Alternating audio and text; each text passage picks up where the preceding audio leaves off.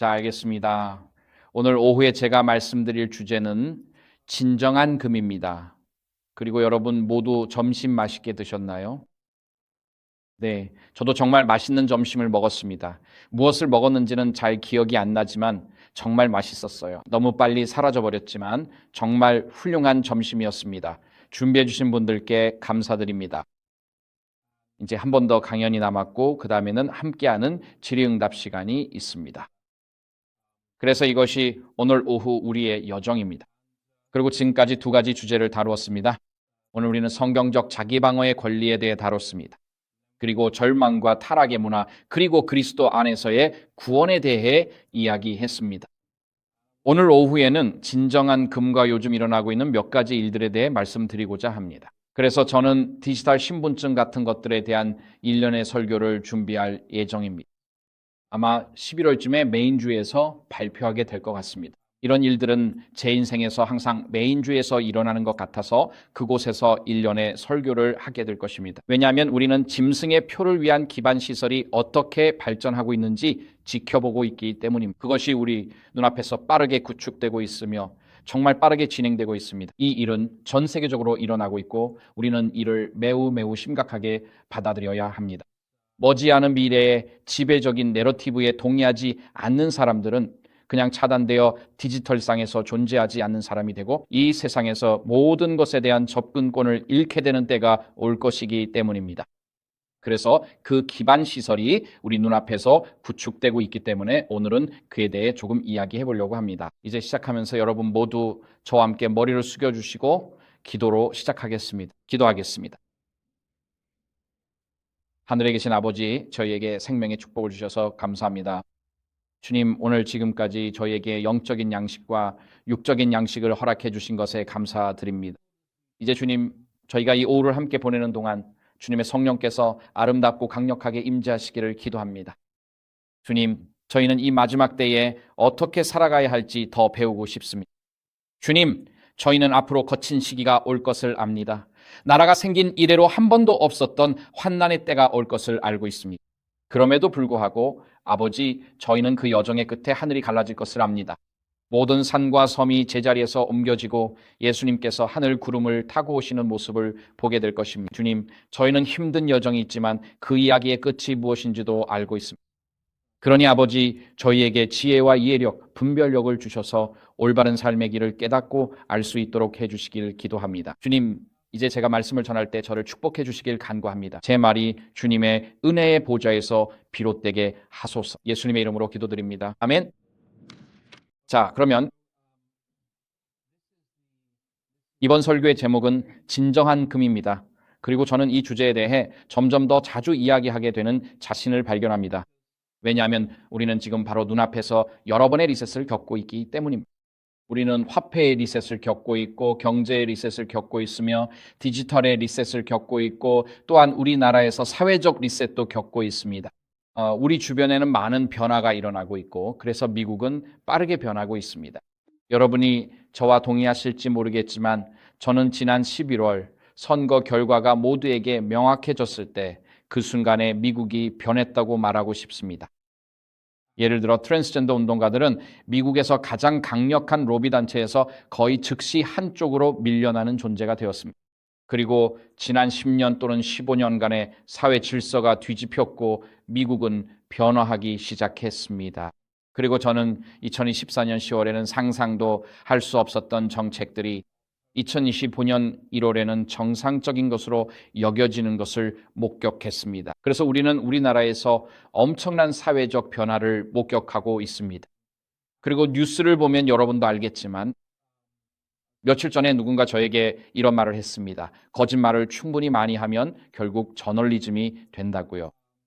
오늘 이 자리에 계신 기자분들께는 죄송합니다. 하지만 거짓을 충분히 많이 말하면 결국 저널리즘이 된다는 겁니다. 하지만 요즘에는 진짜 뉴스와 가짜 뉴스를 구분하기가 어렵습니다. 며칠 전에 제 아내가 저에게 할머니가 집 뒤 베란다에서 그리즐리 곰에게 먹이를 주는 사진을 보여줬어요. 여러분 중일부는 소셜미디어에서 그런 영상들을 본 적이 있을 겁니다. 그리고 이게 진짜인지 아닌지 알아내기 어렵습니다. 사진이 너무 그럴듯하게 보이거든요. 정말로 할머니가 그리즐리 곰에게 먹이를 주는 건지 아닌지 말이죠. 그리고 특히 찰리 커크가 암살된 이후로 미국은 더욱더 변하고 있습니다. 그리고 아시다시피 인류 역사에는 특정한 죽음들이 있습니다. 그리고 그런 죽음들은 그 나라의 역사의 변화를 가져오죠.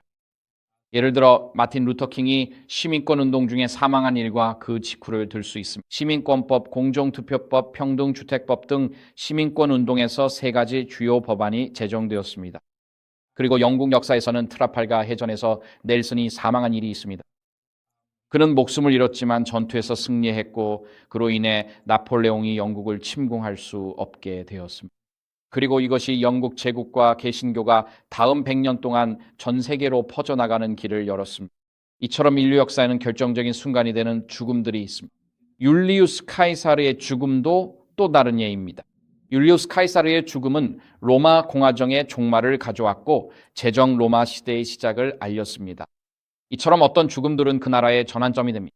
그리고 우리는 지금 바로 그런 전환점을 살아가고 있으며 우리 눈앞에서 나라가 매우 빠르게 변하고 있음을 보고 있습니다. 그리고 재림교인으로서 우리는 이 일이 어디로 향할지 결국 어떻게 될지 어느 정도 알고 있습니다. 우리는 요한계시록 12장, 13장, 14장에 나오는 예언이 무엇을 말하는지 알고 있습니다.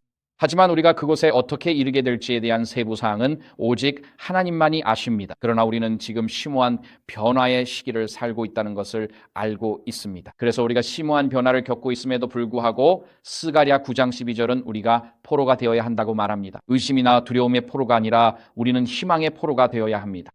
저는 우리가 희망의 포로라는 그 표현을 정말 좋아합니다. 우리가 희망에 사로잡혀 있다는 것, 복음의 희망과 변화의 희망, 하나님께서 우리 각자에게 시작하신 선한 일을 반드시 완성하실 것이라는 신뢰, 그리고 그리스도 예수 안에서의 영생의 약속에 사로잡혀 있다는 뜻입니다. 우리가 희망의 포로가 될 때 이 세상은 우리의 마음과 생각 속으로 들어오기가 힘들어진다는 의미입니다. 그리고 여러분이 희망의 포로가 될 때 오늘 우리가 가진 것보다 더 나은 무언가를 기대하게 됩니다. 그래서 오늘 오후 우리의 여정은 이렇습니다. 먼저 경제적 리셋에 대해 살펴보고 그 다음 우리 주변에서 일어나고 있는 디지털 리셋을 살펴본 후 마음의 리셋에 대해 이야기하고 마지막으로 오늘 오후의 결론에 도달할 것입니다. 자, 먼저 경제적 리셋에 대해 이야기해 봅시다. 지금 우리나라가 확고한 재정 기반 위에 있다라고 생각하시는 분 계신가요? 없으신가요? 알겠습니다. 여러분 중에 내년에 은행에 있는 여러분의 달러가 올해보다 더 가치 있을 거라고 믿는 분 계신가요? 아니죠. 알겠습니다. 그러니까 우리 모두 뭔가 중대한 변화가 일어나고 있다는 걸 보고 있습니다. 우리는 지금 눈앞에서 제국의 역사상 한 번뿐인 통화 리셋을 겪고 있습니다. 그리고 우리가 직면한 첫 번째 문제는 국가 부채가 있다는 것이고 그 규모가 엄청납니다.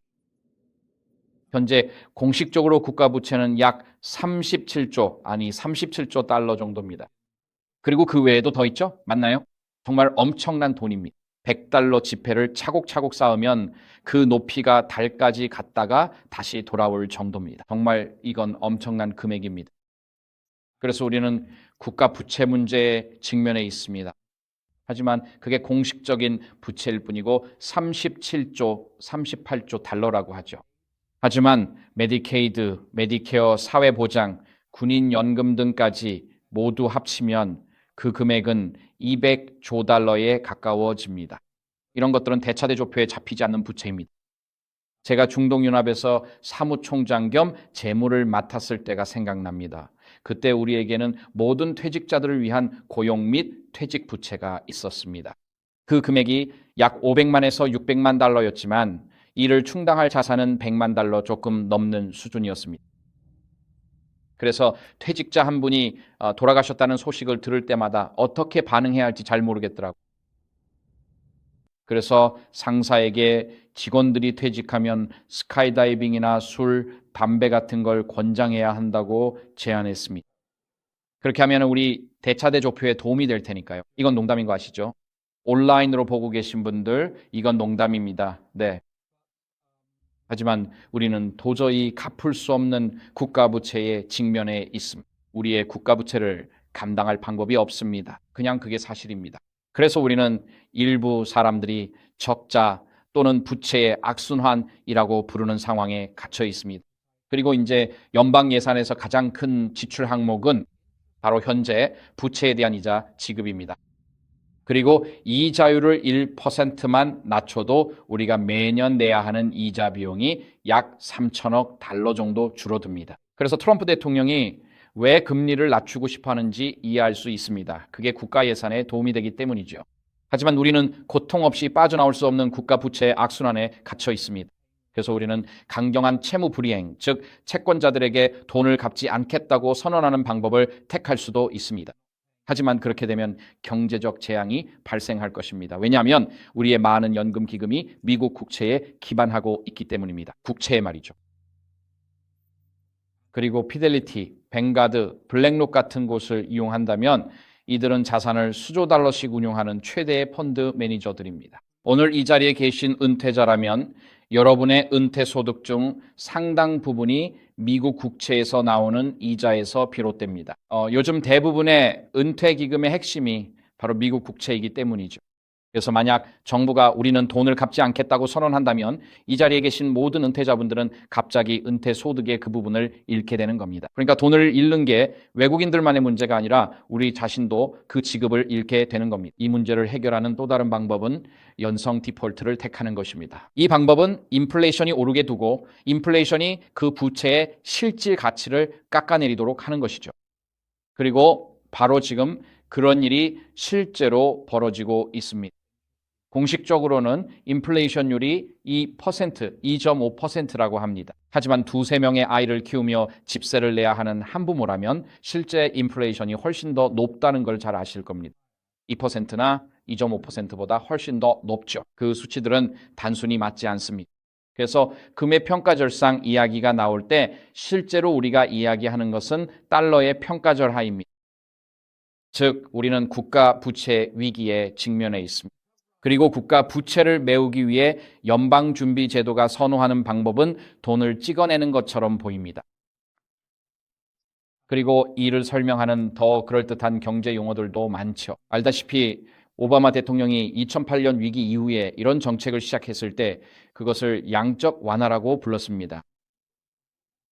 그건 일반 사람들과 대중들에게 뭔가 기술적인 과정이 진행되고 있다는 인상을 주기 위한 좋은 표현이죠. 하지만 본질적으로는 우리는 허공에서 돈을 만들어내고 있는 것입니다.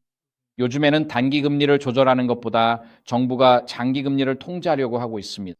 그리고 이것을 그럴듯하게 수익률 곡선 통제라고 부릅니다. 수익률 곡선 통제에 대해 들어보셨나요? 그래서 수익률 곡선 통제란 본질적으로 정부가 이렇게 말하는 방식입니다. 우리는 10년물과 30년물 국채를 가능한 한 많이 사들여서 30년 만기 금리가 목표치 이하로 유지되도록 하겠다라는 것이죠. 그리고 이것은 무제한적인 돈 찍어내기를 의미합니다. 이것이 지난 30년간 일본이 해온 일이고 그 결과 지금 일본은 좀비 경제가 되었습니다. 하지만 어떤 사람들은 국채 매입이나 그와 비슷한 것들에 대해 이야기하지만 우리가 돈을 더 많이 찍어낼수록 결국 문제를 쌓아두는 것에 불과합니다. 내일의 문제를 이것은 장기적으로는 실제로 아무것도 해결하지 못합니다.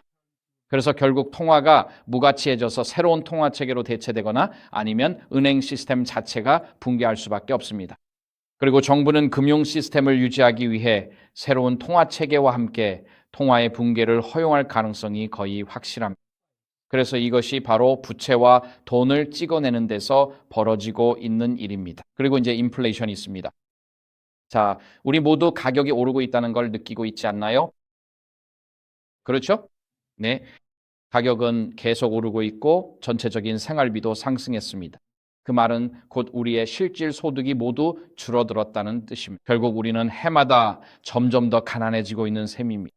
그리고 사람들이 자신들의 통화에 대한 신뢰를 잃고 저축이 아무런 가치가 없다는 걸 알게 되면, 왜냐하면 은행에 돈을 넣고 저축을 해도 이자가 1%나 2%밖에 안 되는데 인플레이션이 3%나 4%라면 은행에 돈을 넣는 순간 손해를 보는 게 확실하기 때문입니다. 그리고 요즘에는 10년 만기 미국 국채를 사더라도 그것으로도 손해를 보는 게 확실합니다. 그렇다면 왜 사람들이 미국에 투자하려고 하겠습니까? 통화가 석유에 연동된 이후로 전 세계 금융 시스템의 근간이었던 10년 만기 미국 국채의 말이죠. 1970년대 키신저 시절부터요. 그래서 우리는 인플레이션이 통제 불능으로 치닫는 상황을 맞이하고 있습니다. 이것은 우리의 월급이 구매력을 잃고 있다는 뜻입니다. 그래서 개인으로서 우리는 이렇게 생각하게 됩니다. 내가 일정 금액의 돈, 예를 들어 내 임금이나 연금을 받는다면 가능한 한 빨리 그 돈을 실물 자산으로 바꾸는 것이 더 낫다고 말이죠. 그래야 그 가치가 유지되니까요. 그래서 사람들이 돈을 받으면 즉시 가서 그 돈을 써버립니다. 그래서 모든 사람이 돈을 쓰고 있기 때문에 경제가 호황을 누리는 것처럼 보입니다. 이것을 크랙업 붐이라고 부르는데 크랙다운 붐이 아니라 모두가 가능한 한 빨리 돈을 쓰는 현상입니다. 왜냐하면 그들은 은행 계좌의 달러를 보유하고 싶지 않고 그 돈을 다른 무언가, 예를 들어 암호화폐, 토지, 부동산, 금, 자동차 등 달러가 아닌 어떤 것이든 바꾸고 싶어 하기 때문입니다. 왜냐하면 실물 자산은 가치를 유지할 수 있지만 은행에 달러를 그냥 두면 그 가치는 떨어질 것이라는 걸 알기 때문입니다. 그래서 임금의 구매력이 떨어지면 결국 사회에서 당신의 가치도 함께 저하된다는 의미입니다. 예를 들어 한 주에 40시간 일해서 가족을 부양할 수 있었는데 인플레이션이 오르면 이제 가족을 부양하려면 50시간을 일해야 한다는 뜻입니다. 이것은 곧 당신이 노동을 통해 얻는 가치의 20%를 잃었다는 의미입니다. 그래서 인플레이션이 계속 오르면 결국 더 이상 일하는 것이 의미가 없어지는 지점에 이르게 됩니다. 정직하게 하루 일해도 청구서를 낼 수 없기 때문이죠. 그래서 사람들이 공식 경제에서 벗어나 비공식 경제로 이동하게 되는데 그것만이 생존할 수 있는 유일한 방법이기 때문입니다. 지금 우리는 국가부채 위기를 겪고 있습니다. 우리는 화폐 남발 문제도 안고 있습니다. 그리고 이 문제는 단순히 공화당이나 민주당만의 문제가 아니라 모든 정치인들이 이 일에 관여하고 있습니다. 이 문제는 50년, 60년 전으로 거슬러 올라가며 키신저와 닉슨이 근본위제를 폐지했던 시기까지 이어집니다. 그래서 우리는 지금 워싱턴의 50에서 60년에 걸친 방만한 지출의 결과를 거두고 있는 것입니다. 그리고 그 대가가 지금 우리 눈앞에서 현실로 다가오고 있습니다. 제 말을 믿지 못하겠다면 금과 은의 가격만 따라가 보세요. 그리고 금값이 오르는 것이 아니라 달러의 구매력이 떨어지고 있는 것입니다. 금일 킬로그램은 변하지 않지만 2년 전에는 금일 온스를 사는데 2,000달러가 들었습니다. 이제는 금일 온스를 사는데 4,000달러가 듭니다. 달라진 건 오직 하나뿐인데. 맞죠, 형제님? 거의 다 왔죠. 달라진 것은 금이 아닙니다. 금은 변하지 않았고 지난 2년 동안 달러의 가치가 반으로 줄어든 것입니다. 이것이 변화가 얼마나 빠르게 일어나고 있는지를 보여주는 지표입니다. 우리 눈앞에서 말이죠. 이와 동시에 일부 사람들은 이것을 생계비 위기라고 부르고 있습니다. 지속적인 인플레이션에 돈을 찍어내고 국가 부채까지 더해지면서 우리는 지금 끔찍한 생계비 위기를 목격하고 있습니다. 이제 이 경제적 리셋 속에서 세대마다 이 위기를 겪는 방식이 다릅니다. 만약 당신이 65세이고 경제 확장의 황금기를 겪었다면 20년 전에 20만 달러의 집을 샀고 지금은 그 집이 90만 달러가 되었을 수도 있습니다. 그리고 당신은 우리는 이 덕분에 잘 살게 됐어라고 생각할 수 있겠죠? 하지만 밖에 있는 20살 청년들을 생각해 보세요. 졸업을 앞둔 대학 졸업생들을 떠올려 보세요. 지난 20년 동안 임금은 4배로 오르지 않았지만 집값은 4배로 올랐습니다. 그래서 젊은이들은 주택 사다리에 오를 수 없다는 뜻입니다. 그들은 내 집 마련을 불가능한 꿈으로 여깁니다. 만약 사회에서 집을 소유할 수 없다면 그 사회에 대한 지분이 없는 셈입니다. 그래서 요즘 젊은이들은 주택 사다리에 오를 여유가 없어서 결국 임대에 의존하게 됩니다. 그리고 혼자서 임대하는 것이 아니라 2-3명이 작은 아파트를 함께 빌려야만 할 정도로 형편이 어렵습니다. 그래서 우리는 자신의 집을 소유해서 가정을 꾸릴 수 있을 거라는 전망조차 없는 젊은 세대 안에 분노의 물결을 쌓아가고 있습니다. 그리고 만약 우리가 연령대에서 더 높은 쪽에 속한다면 우리는 집값 상승의 혜택을 누려왔습니다.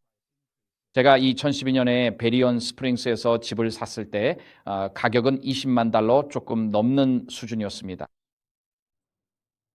지로에 따르면 그 집 가치는 약 50만 달러입니다. 그 기간 동안 제 임금은 2.5% 오르지 않았습니다.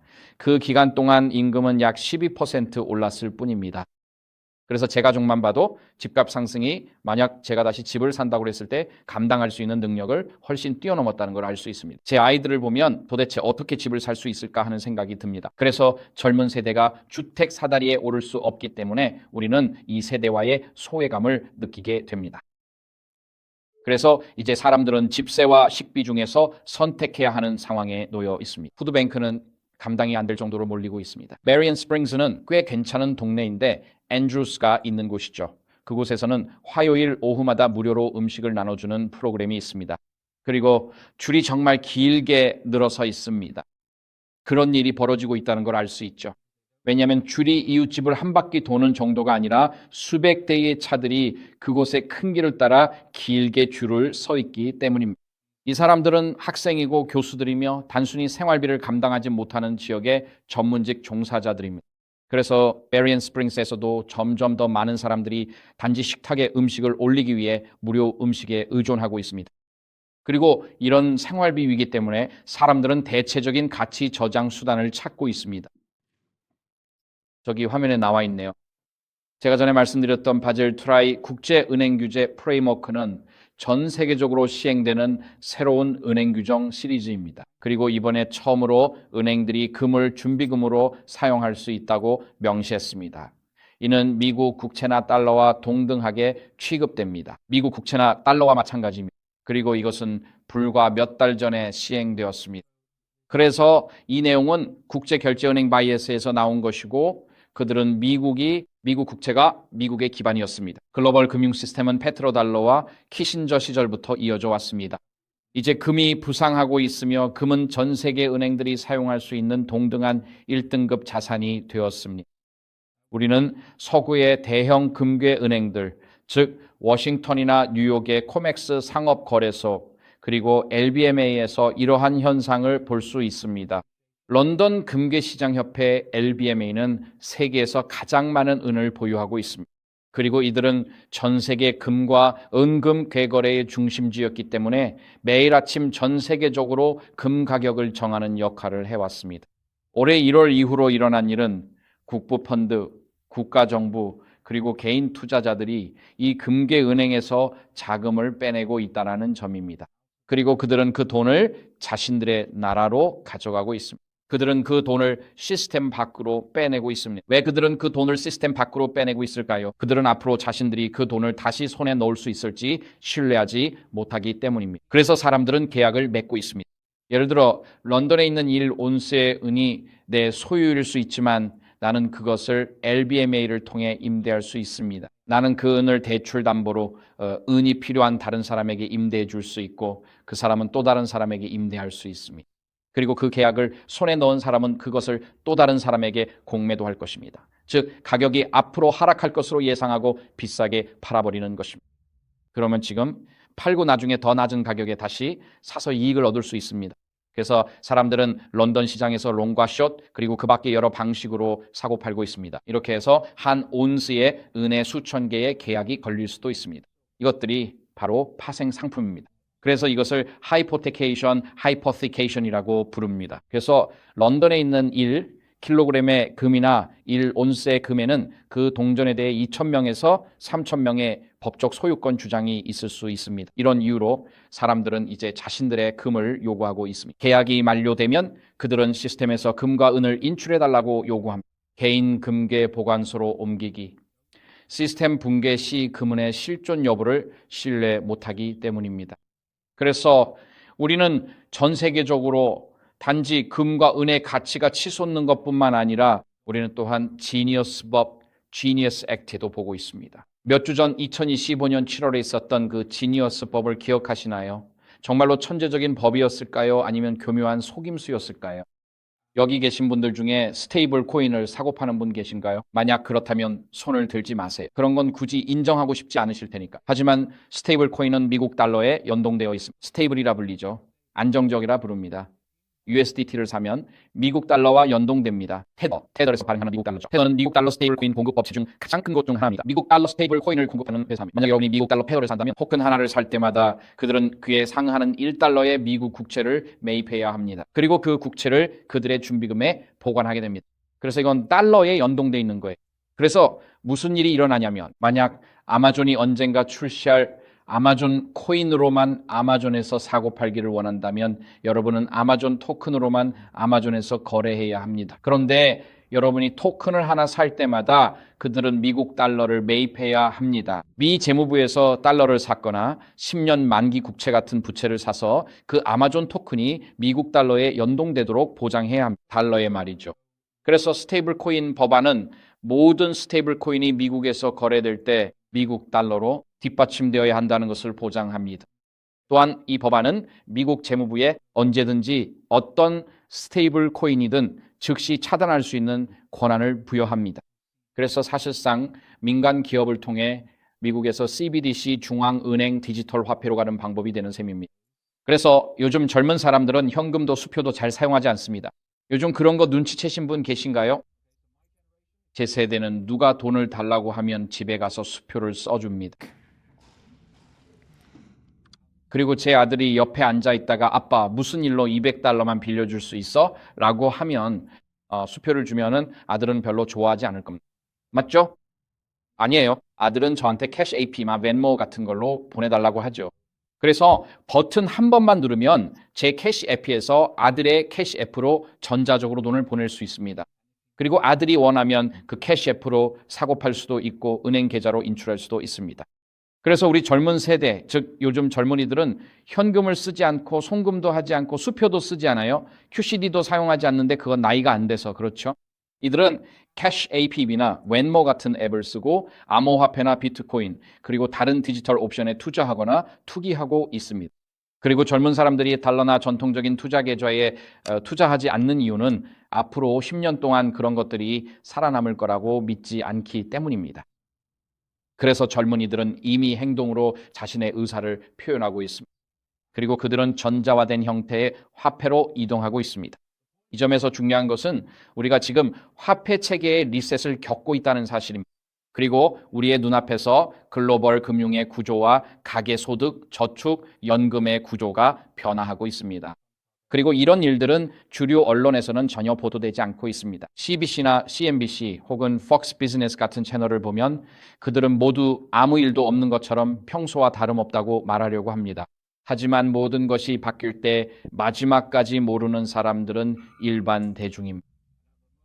그리고 지금 이 순간 대형 금융기관들은 최대한 빠르게 새로운 화폐 시스템으로 이동하고 있으며 모든 것이 무너질 때 결국 피해를 보는 사람은 평범한 대중이 될 것입니다. 그래서 이게 바로 우리 눈앞에서 벌어지고 있는 일입니다. 점심 식사 후에 조금은 기분이 나아지시기를 바랍니다. 여러분도 아시다시피 돈은 많은 것들을 저장하는 수단이지만 돈은 시간과 에너지 그리고 기술을 저장하는 수단입니다. 제 아내는 소련이 붕괴하는 과정을 직접 겪었습니다. 그들은 자신들의 시스템이 태어나서 죽을 때까지 계속될 거라고 믿었죠. 그게 그들에게 약속된 것이었습니다. 그리고 그들은 평생을 일했고 소련 체제에 돈을 납부했습니다. 그리고 1989년, 1990년에 소련이 붕괴했을 때 지금은 돌아가신 제 장인어른의 평생 저축이 한순간에 무가치해졌습니다. 말 그대로 하룻밤 사이에 일어난 일이었습니다. 그는 은퇴를 앞두고 있었습니다. 그래서 그는 할 수 있는 한 현금을 모으기 시작했습니다. 그는 전기공학자였고 그 돈을 침대 밑에 숨겨두곤 했습니다. 그리고 1991년에 옐친 대통령이 집권한 후 몇 년 뒤 그는 새로운 화폐로 전환할 것이라고 발표했습니다. 그리고 새로운 화폐 전환이 어젯밤 자정에 이루어졌고 사람들 침대 밑에 있던 모든 돈도 이제 무가치해졌습니다. 그래서 그는 이런 엄청난 손실을 겪었고 1990년대 폴란드에 있던 제 친구들도 마찬가지였습니다. 그들도 급여를 받았죠. 그것으로요. 주어티 그게 폴란드 화폐였는데 파운드 스털링 파운드에 4천 주어티였어요. 그런데 어느 날 정부가 화폐에서 0을 3개 뺀다고 발표했습니다. 그래서 1000 주어티 지폐를 가지고 있었다면 이제 그건 불법이 된 거죠. 이제 모든 것이 하나이나 10 주어티 지폐로 바뀌었고 100, 1000, 10,000 주어티 지폐는 전부 불법이 됐어요. 그래서 사람들은 하룻밤 사이에 평생 모은 돈을 잃었습니다. 이런 일은 실제로 일어납니다. 아직 미국에서는 이런 일이 일어나지 않았지만 전 세계적으로 이런 일이 여러 번 반복되어 왔어요. 정부가 하룻밤 사이에 자국 화폐의 가치를 대폭 깎아버리는 경우가 있었죠. 혹은 그들은 정말로 이렇게 말합니다. 어제 당신이 받았던 화폐는 이제 더 이상 존재하지 않습니다. 그래서 당신의 평생 저축이 사라지는 거죠. 특히 은퇴자나 연금 생활자에게는 이게 정말 치명적입니다. 제가 아제르바이잔이나 타지키스탄에 있었을 때 매일 출근길에 걸어가곤 했어요. 그리고 길가에는 연금 생활자들이 집안 가구를 내다 팔고 있었습니다.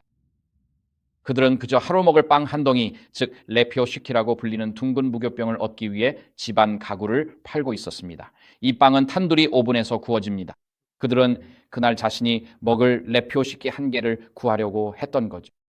제가 집집마다 심지어 재림교인들의 집을 방문했을 때도 가장 인상 깊었던 것은 집안이 얼마나 비어 있는가였습니다. 모든 것이 음식을 사기 위해 팔려나갔던 겁니다. 모든 것이요. 이런 일들이 실제로 일어납니다. 하지만 우리가 마지막 정치적, 경제적 리셋을 겪으려면 짐승의 표를 강요할 수 있는 방법이 있어야 합니다. 그래서 이제는 오늘 이 자리에서 우리 눈앞에서 벌어지고 있는 디지털 리셋에 대해 이야기하고자 합니다. 여러분 중1부는 지난주나 이 주전에 있었던 일을 기억하실 겁니다. 영국 총리가 큰 화제를 모았는데 그는 현 의회가 끝나기 전, 즉 앞으로 2년 안에 이렇게 하겠다고 말했습니다. 우리는 영국의 모든 성인 시민에게 의무적인 디지털 신분증을 도입할 것입니다. 그리고 그는 이렇게 말했습니다. 우리가 이렇게 하는 이유는 앞으로 고용주들에게 디지털 신분증이 없는 사람은 고용할 수 없다고 할 것이기 때문입니다. 그리고 그는 이것이 불법 이민을 막는 한 가지 방법이라고 말했습니다. 즉시 반발이 있었습니다. 영국 정부에서 발표한 내용입니다. 새로운 디지털 신분증 제도가 영국 전역에 도입될 예정입니다. 이는 대다수 사람들이 정부 서비스를 더 쉽게 이용할 수 있도록 하겠다는 취지입니다. 그리고 디지털 신분증은 이번 의회가 끝나기 전까지 취업 자격 확인에 의무적으로 사용될 예정입니다. 이 소식은 바로 이번 주 9월 26일 며칠 전의 일이었습니다. 그래서 사람들이 이렇게 말했습니다. 실례지만 여권이나 국가 사회보장번호 없이 일하는 것은 허용되지 않습니다. 이미 불법 체류자를 고용하는 것을 막기 위한 이런 제도들이 마련되어 있습니다. 그렇다면 디지털 신분증이 무슨 차이를 만들 수 있을까요? 이미 합법적인 고용에서 불법 체류자를 걸러내는 제도들이 마련되어 있습니다. 그래서 엄청난 반발이 있었습니다. 여기 스타머 영국 총리가 있습니다. 디지털 신분증 근로 요건이 큰 논란을 불러일으켰습니다. 영국의 좌파와 우파 모두에서 말이죠. 그리고 파라지는 우파 인사입니다. 그는 영국판 트럼프라고 할 수 있는데 완전히 트럼프는 아니지만 거의 비슷하다고 볼 수 있습니다. 그리고 코비는 우리나라의 AOC와 비슷한 인물입니다. 그래서 우파와 좌파 모두가 이 신분증 추진을 과도한 국가 권력이라고 비판하고 있습니다. 그리고 매우 세속적인 영국 사람들조차도 즉시 짐승의 표와 매매 금지 규정에 대해 이야기하기 시작했습니다. 그들은 요한계시록과 세속적인 뉴스 채널을 들여다보고 있었습니다. 감사합니다. 그리고 이것이 짐승의 표를 가져올 것이라고 말했습니다. 비록 그들이 요한계시록이나 신약에 대해 거의 배경 지식이 없더라도 사람들은 이것이 문제라는 것을 알아차렸고 그래서 즉각적으로 반응이 있었습니다. 온라인 청원이 시작되었고 며칠 만에 250만 명이 넘는 사람들이 그 청원에 서명했습니다. 정부에게 디지털 신분증을 도입하지 말라고 요구하는 내용이었습니다. 그래서 시민권 운동가들, 인권 변호사들, 국회의원들, 목사들까지 이것을 비난했고 노동조합 지도자들도 비난을 요구했습니다. 영국에서는 거의 아무도 이 디지털 신분증을 원하지 않았습니다. 그래서 지금 영국에서는 디지털 신분증을 도입할지에 대한 큰 정치적 논쟁이 벌어지고 있습니다. 그래서 질문은 왜 2025년에 디지털 신분증 도입이 추진되고 있느냐는 것입니다. 그 이유는 유엔으로 거슬러 올라 2000년 이전에 유엔은 밀레니엄 개발 목표를 가지고 있었습니다. 유엔은 지구상의 빈곤을 없애고자 했고 그래서 그들은 밀레니엄 개발 목표라고 부르는 것을 세웠습니다. 이 내용은 유엔 공식 웹사이트에서 나온 것입니다. 개발도상국 인구의 약 40%가 극심한 빈곤 속에 살고 있었다고 합니다. 불과 20년 전, 그러니까 1980년이었습니다. 그 이후로 유엔의 밀레니엄 개발 목표 MDGs가 크게 기여하면서 세계는 극심한 빈곤을 절반으로 줄였습니다. 그래서 유엔은 밀레니엄 개발 목표를 통해 2000년까지 빈곤을 없애겠다는 목표를 달성하지 못했습니다. 그래서 모든 훌륭한 행정가들이 하듯이 그들은 단순히 목표 기준을 바꾸고 이름을 바꿨습니다. 그리고 그것은 아젠다 2030으로 알려지게 되었습니다. 여러분은 아젠다 2030에 대해 들어보셨나요? 이것은 아마 프로젝트 2025보다 더 중요할 것입니다. 아젠다 2030. 이 내용은 유엔에서 나온 것인데 여기 다시 보면 밀레니엄 개발 목표의 성공을 인정하고 빈곤 퇴치라는 과업을 완수할 필요성을 인식하여 유엔은 야심찬 2030 지속 가능 발전 아젠다를 채택했습니다. 여기에는 그리고 여기에 온갖 목록이 나열되어 있습니다. 그들이 말하는 바람직한 목표들입니다. 빈곤 종식, 기아 해소, 건강과 웰빙, 양질의 교육, 성평등, 깨끗한 물과 위생, 저렴하고 깨끗한 에너지, 양질의 일자리와 경제 성장, 산업 혁신과 인프라 구축 등이 있습니다. 불평등 감소, 지속 가능한 도시와 공동체, 책임 있는 소비와 생산, 기후 행동, 해양 생태계 보전, 육상 생태계 보전, 평화와 정의, 강한 제도, 그리고 목표 달성을 위한 파트너십도 포함되어 있습니다. 그리고 이 목록은 정말 좋은 것들처럼 들리죠. 하지만 이런 것들은 항상 세부 사항의 악마가 숨어 있습니다. 그리고 2030 아젠다는 유엔 웹사이트 곳곳에 나와 있습니다. 이 중 어느 것도 숨겨진 것이 없습니다. 그래서 유엔은요, 2015년에 2030 아젠다에 합의한 후 그들은 G3P 프로그램, 즉 글로벌 공공 민간 파트너십을 도입했습니다. 그리고 이것은 여기 그들의 설명에서 가져온 내용입니다. 그래서 여기 위에는 정책 이반자들이 있고 국제결제은행이 있습니다. 국제결제은행은 전 세계 은행들의 중앙은행입니다. 그 다음에는 영란은행이나 연방준비제도와 같은 세계의 중앙은행들이 있습니다. 그리고 여기에는 이런 기관들이 있는데 세계경제포럼이 있습니다. 국제문제협의회, 로마클럽, 런던의 채텀 하우스, 그리고 록펠러 가문 등이 있는데 이들이 바로 글로벌 싱크탱크입니다. 그 다음에는 정책 배포자들이 있습니다. 이들은 여기서 정책을 만들지는 않지만 전 세계의 정책을 배포합니다. 그래서 유엔 국제통화기금, 기후변화기구, 세계은행, 세계보건기구, 빌 게이츠와 같은 자선가들, 글로벌 기업들, 그리고 비정부 기구들이 있습니다. 워싱턴의 총회와 같은 비정부 기구들도 있습니다. 네, 말 그대로 우리는 이 모든 것들을 법적으로 지원해야 할 의무가 있습니다. 그 다음으로 정책 집행자들은 각국 정부와 그 산하의 모든 기관들, 그리고 전 세계에 선택된 과학 권위자들입니다. 예를 들어 세이지는 영국의 긴급의료위원회이고 여기에는 FDA, NIH, CDC가 있으며 일본에도 해당 그룹이 있습니다. 그리고 그 다음에는 선전가들이 있습니다. 이들은 주류 언론과 팩트체커, 소셜미디어 플랫폼 등과 같은 하이브리드 전쟁 전문가들, 그리고 반증오 캠페인 단체들, 예를 들어 남부빈곤법률센터 SPLC 같은 곳이 있습니다. 그 다음에는 피지배자들, 즉 여기 있는 당신과 제가 있습니다. 이렇게 전체적으로 일종의 위계 질서가 존재하며 우리는 코로나 팬데믹 기간 내내 이것이 실제로 어떻게 작동하는지 보았습니다. 그리고 당신이 여기 아래에 있을 때 이 위에 있는 모든 의사결정자들과 글로벌 엘리트들이 당신이 어떻게 행동해야 하는지 지시하고 있습니다. 이것이 바로 유엔이 만든 글로벌 공공 민간 파트너십입니다. 2015년부터 유엔이 이 파트너십을 구축했습니다. 이것은 실행한다고까지는 말하지 않겠지만 2030 아젠다를 추진하기 위한 것입니다. 그리고 참고로 바로 그 지점에 총회 제너럴 컨퍼런스가 들어맞는다는 점을 알아두세요. 그래서 우리는 언젠가 짐승의 표를 시행하게 될 글로벌리스트 구조의 일부입니다. 그냥 있는 그대로 솔직하게 말합시다. 우리는 유엔 경제사회 이사회 이커석에서 협의 지위를 가지고 있으며 이는 법적으로 유엔의 목표와 목적을 지지할 의무가 있음을 의미합니다. 우리는 법적 의무로 그것들을 지지합니다.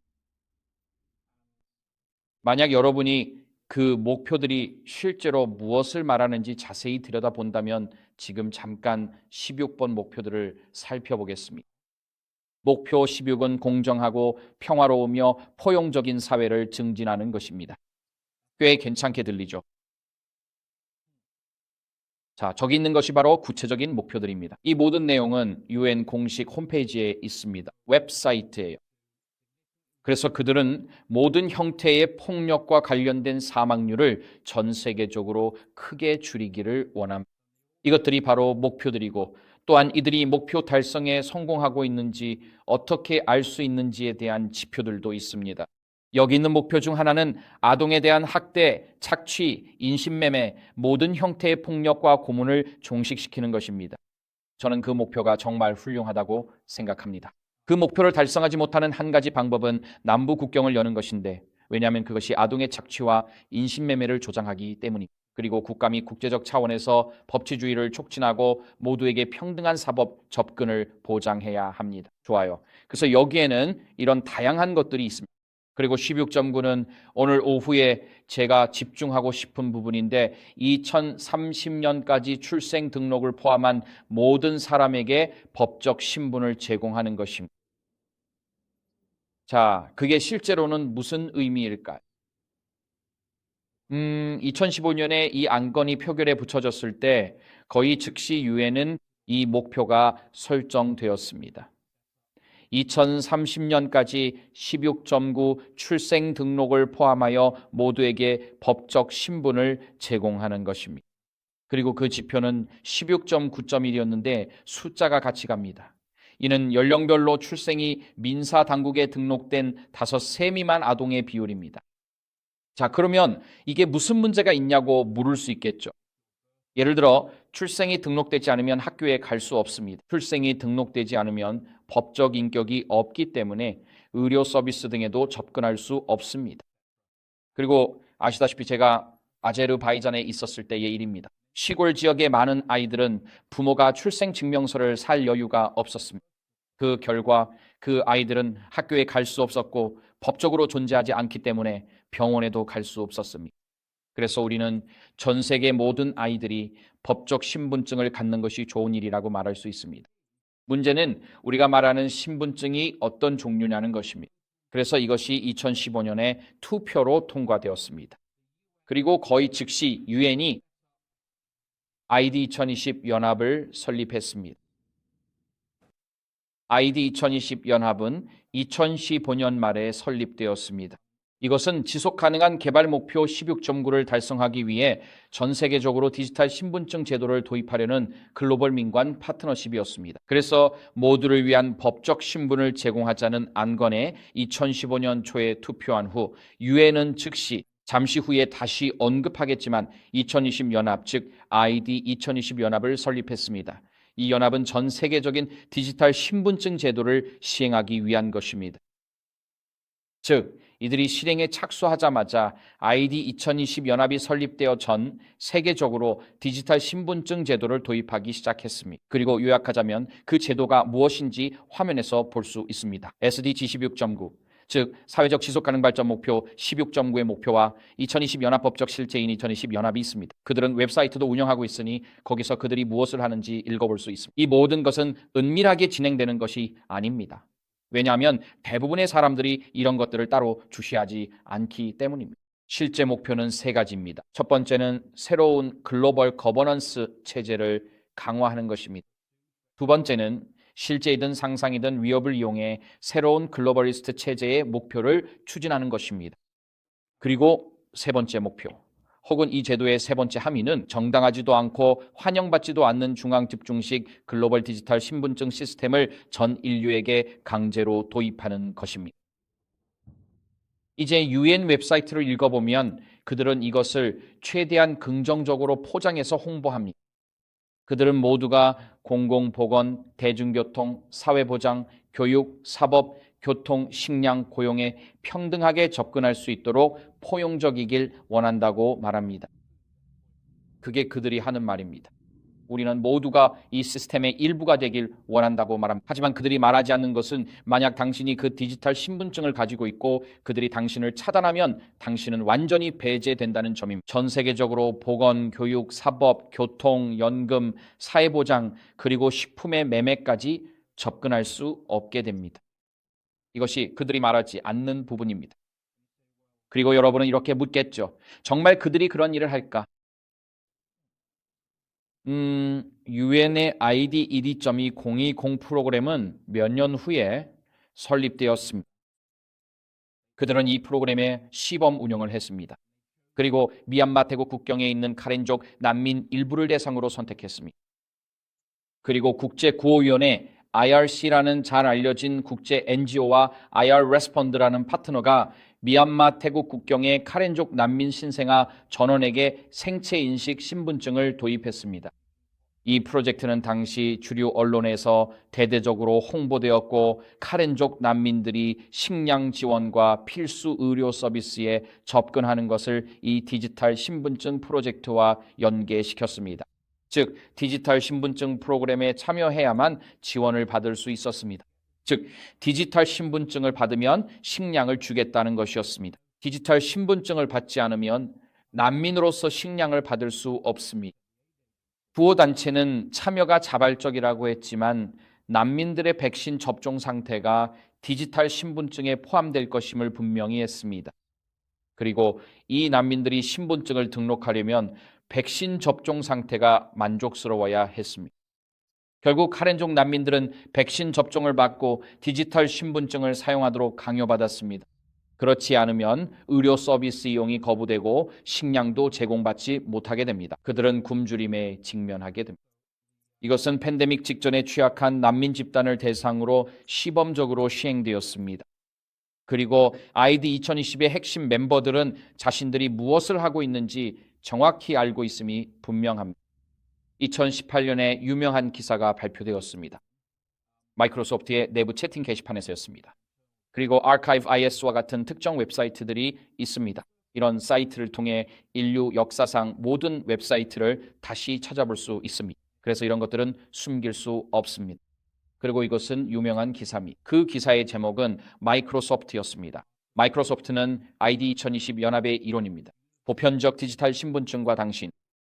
그래서 이 제목은 2020년에 작성된 것으로 이렇게 말합니다. 작년에 마이크로소프트는 ID 2020에 가입했으며 이 글로벌 연합의 목표는 모든 사람을 위한 보편적 디지털 신분증을 만드는 것입니다.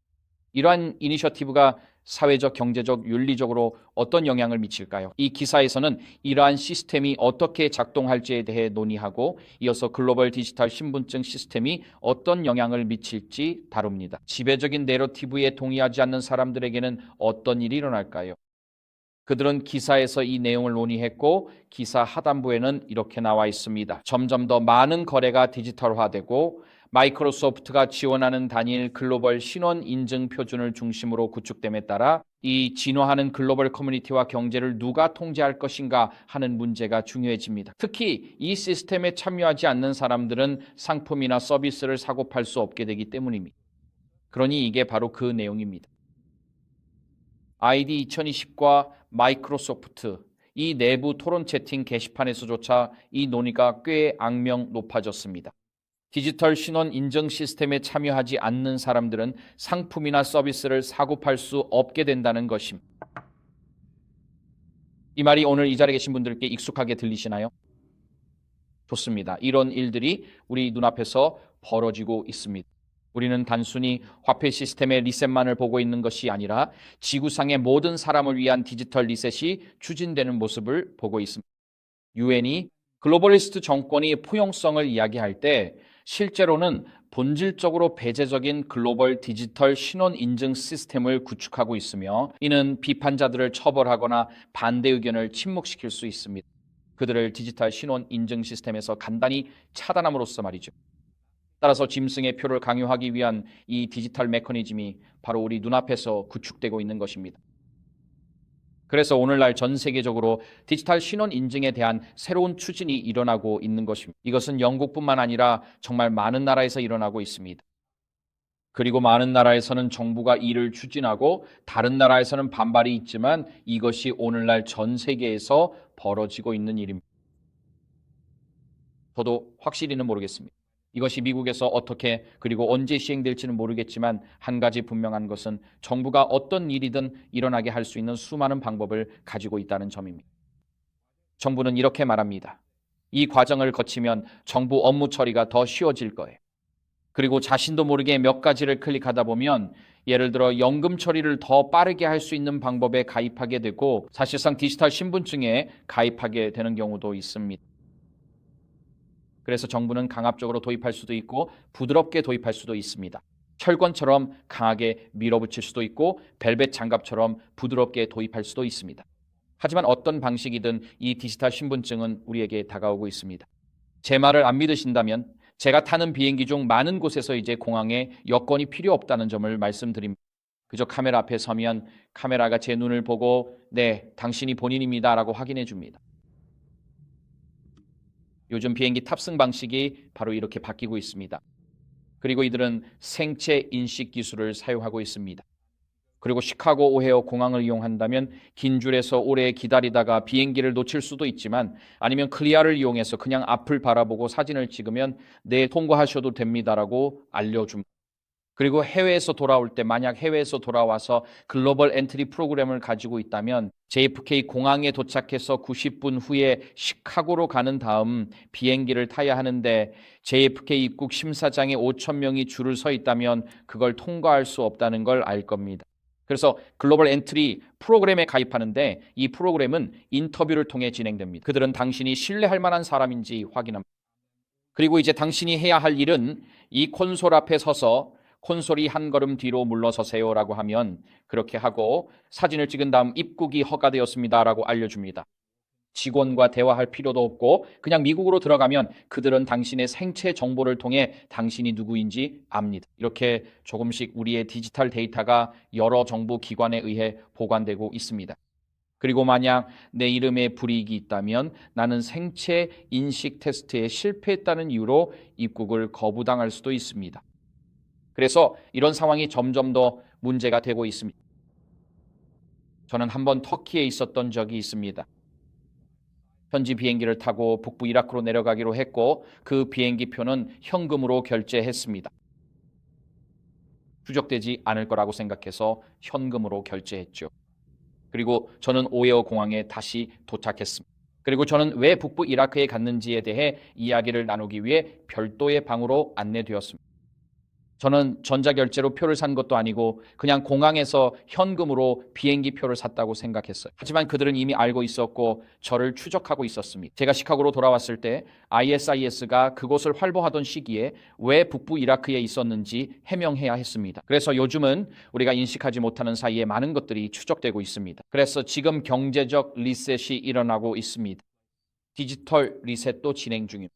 여러분께서는 아이디 2020 연합을 찾아보고 디지털 신분증 도입에 각별히 주의를 기울이시길 권합니다. 왜냐하면 전 세계 여러 나라에서 우리의 눈앞에서 실제로 일어나고 있기 때문입니다. 그렇다면 이제 마음의 리셋에 대해 이야기해 봅시다. 이 모든 일들에 우리가 어떻게 반응해야 할까요? 사랑과 지혜가 충만하신 우리 주 예수님께서는 성경의 귀한 말씀이 담긴 누가복음 21장 25절부터 28절에 이르기까지의 구절들을 통해 우리에게 매우 중요한 진리를 이렇게 분명하고도 깊이 있게 말씀하고 계십니다. 이 말씀들은 단순히 과거의 기록이 아니라 오늘날 우리에게도 여전히 살아 숨쉬며 강력한 메시지를 전달하는 영원한 진리입니다. 예수님께서는 이렇게 말씀하십니다.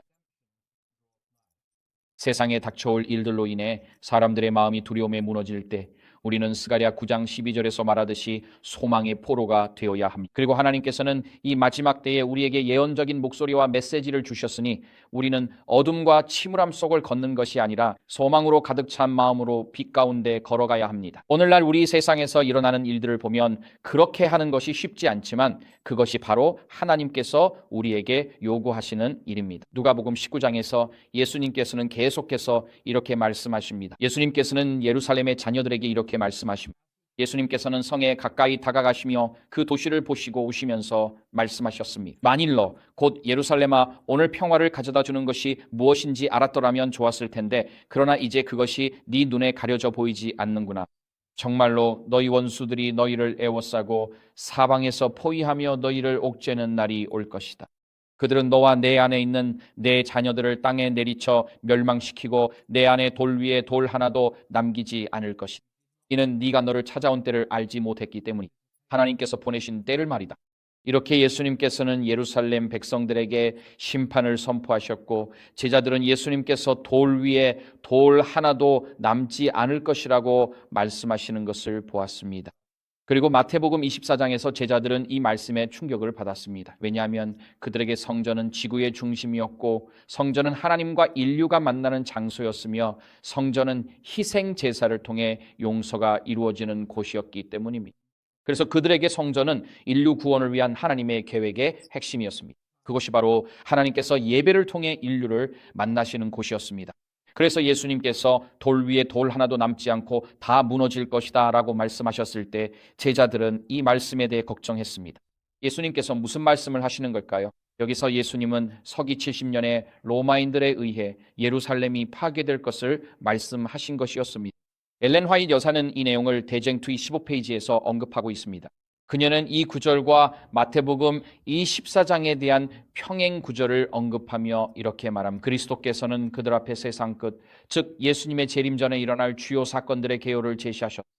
그분의 말씀은 그 당시에는 완전히 이해되지 않았지만 그 의미는 하나님의 백성이 그 안에 주어진 교훈이 필요할 때 점차 드러나게 될 것이었다. 예수님께서 하신 예언은 두 가지 의미를 가지고 있었다. 예루살렘의 멸망을 예고하면서 동시에 마지막 큰 날의 두려움도 예표하고 있었다. 그래서 누가복음 19장과 마태복음 24장에서 예수님께서는 겉으로는 로마에 의해 서기 70년에 예루살렘이 멸망하고 유대민족이 독립된 실체로서 끝나게 되는 사건을 다루는 예언들을 주신다. 그리고 그 당시 예수님께서는 이 두 사건을 서로 섞어서 예수님께서 다시 오시기 전 마지막 때에 대한 논의와 함께 말씀하셨다.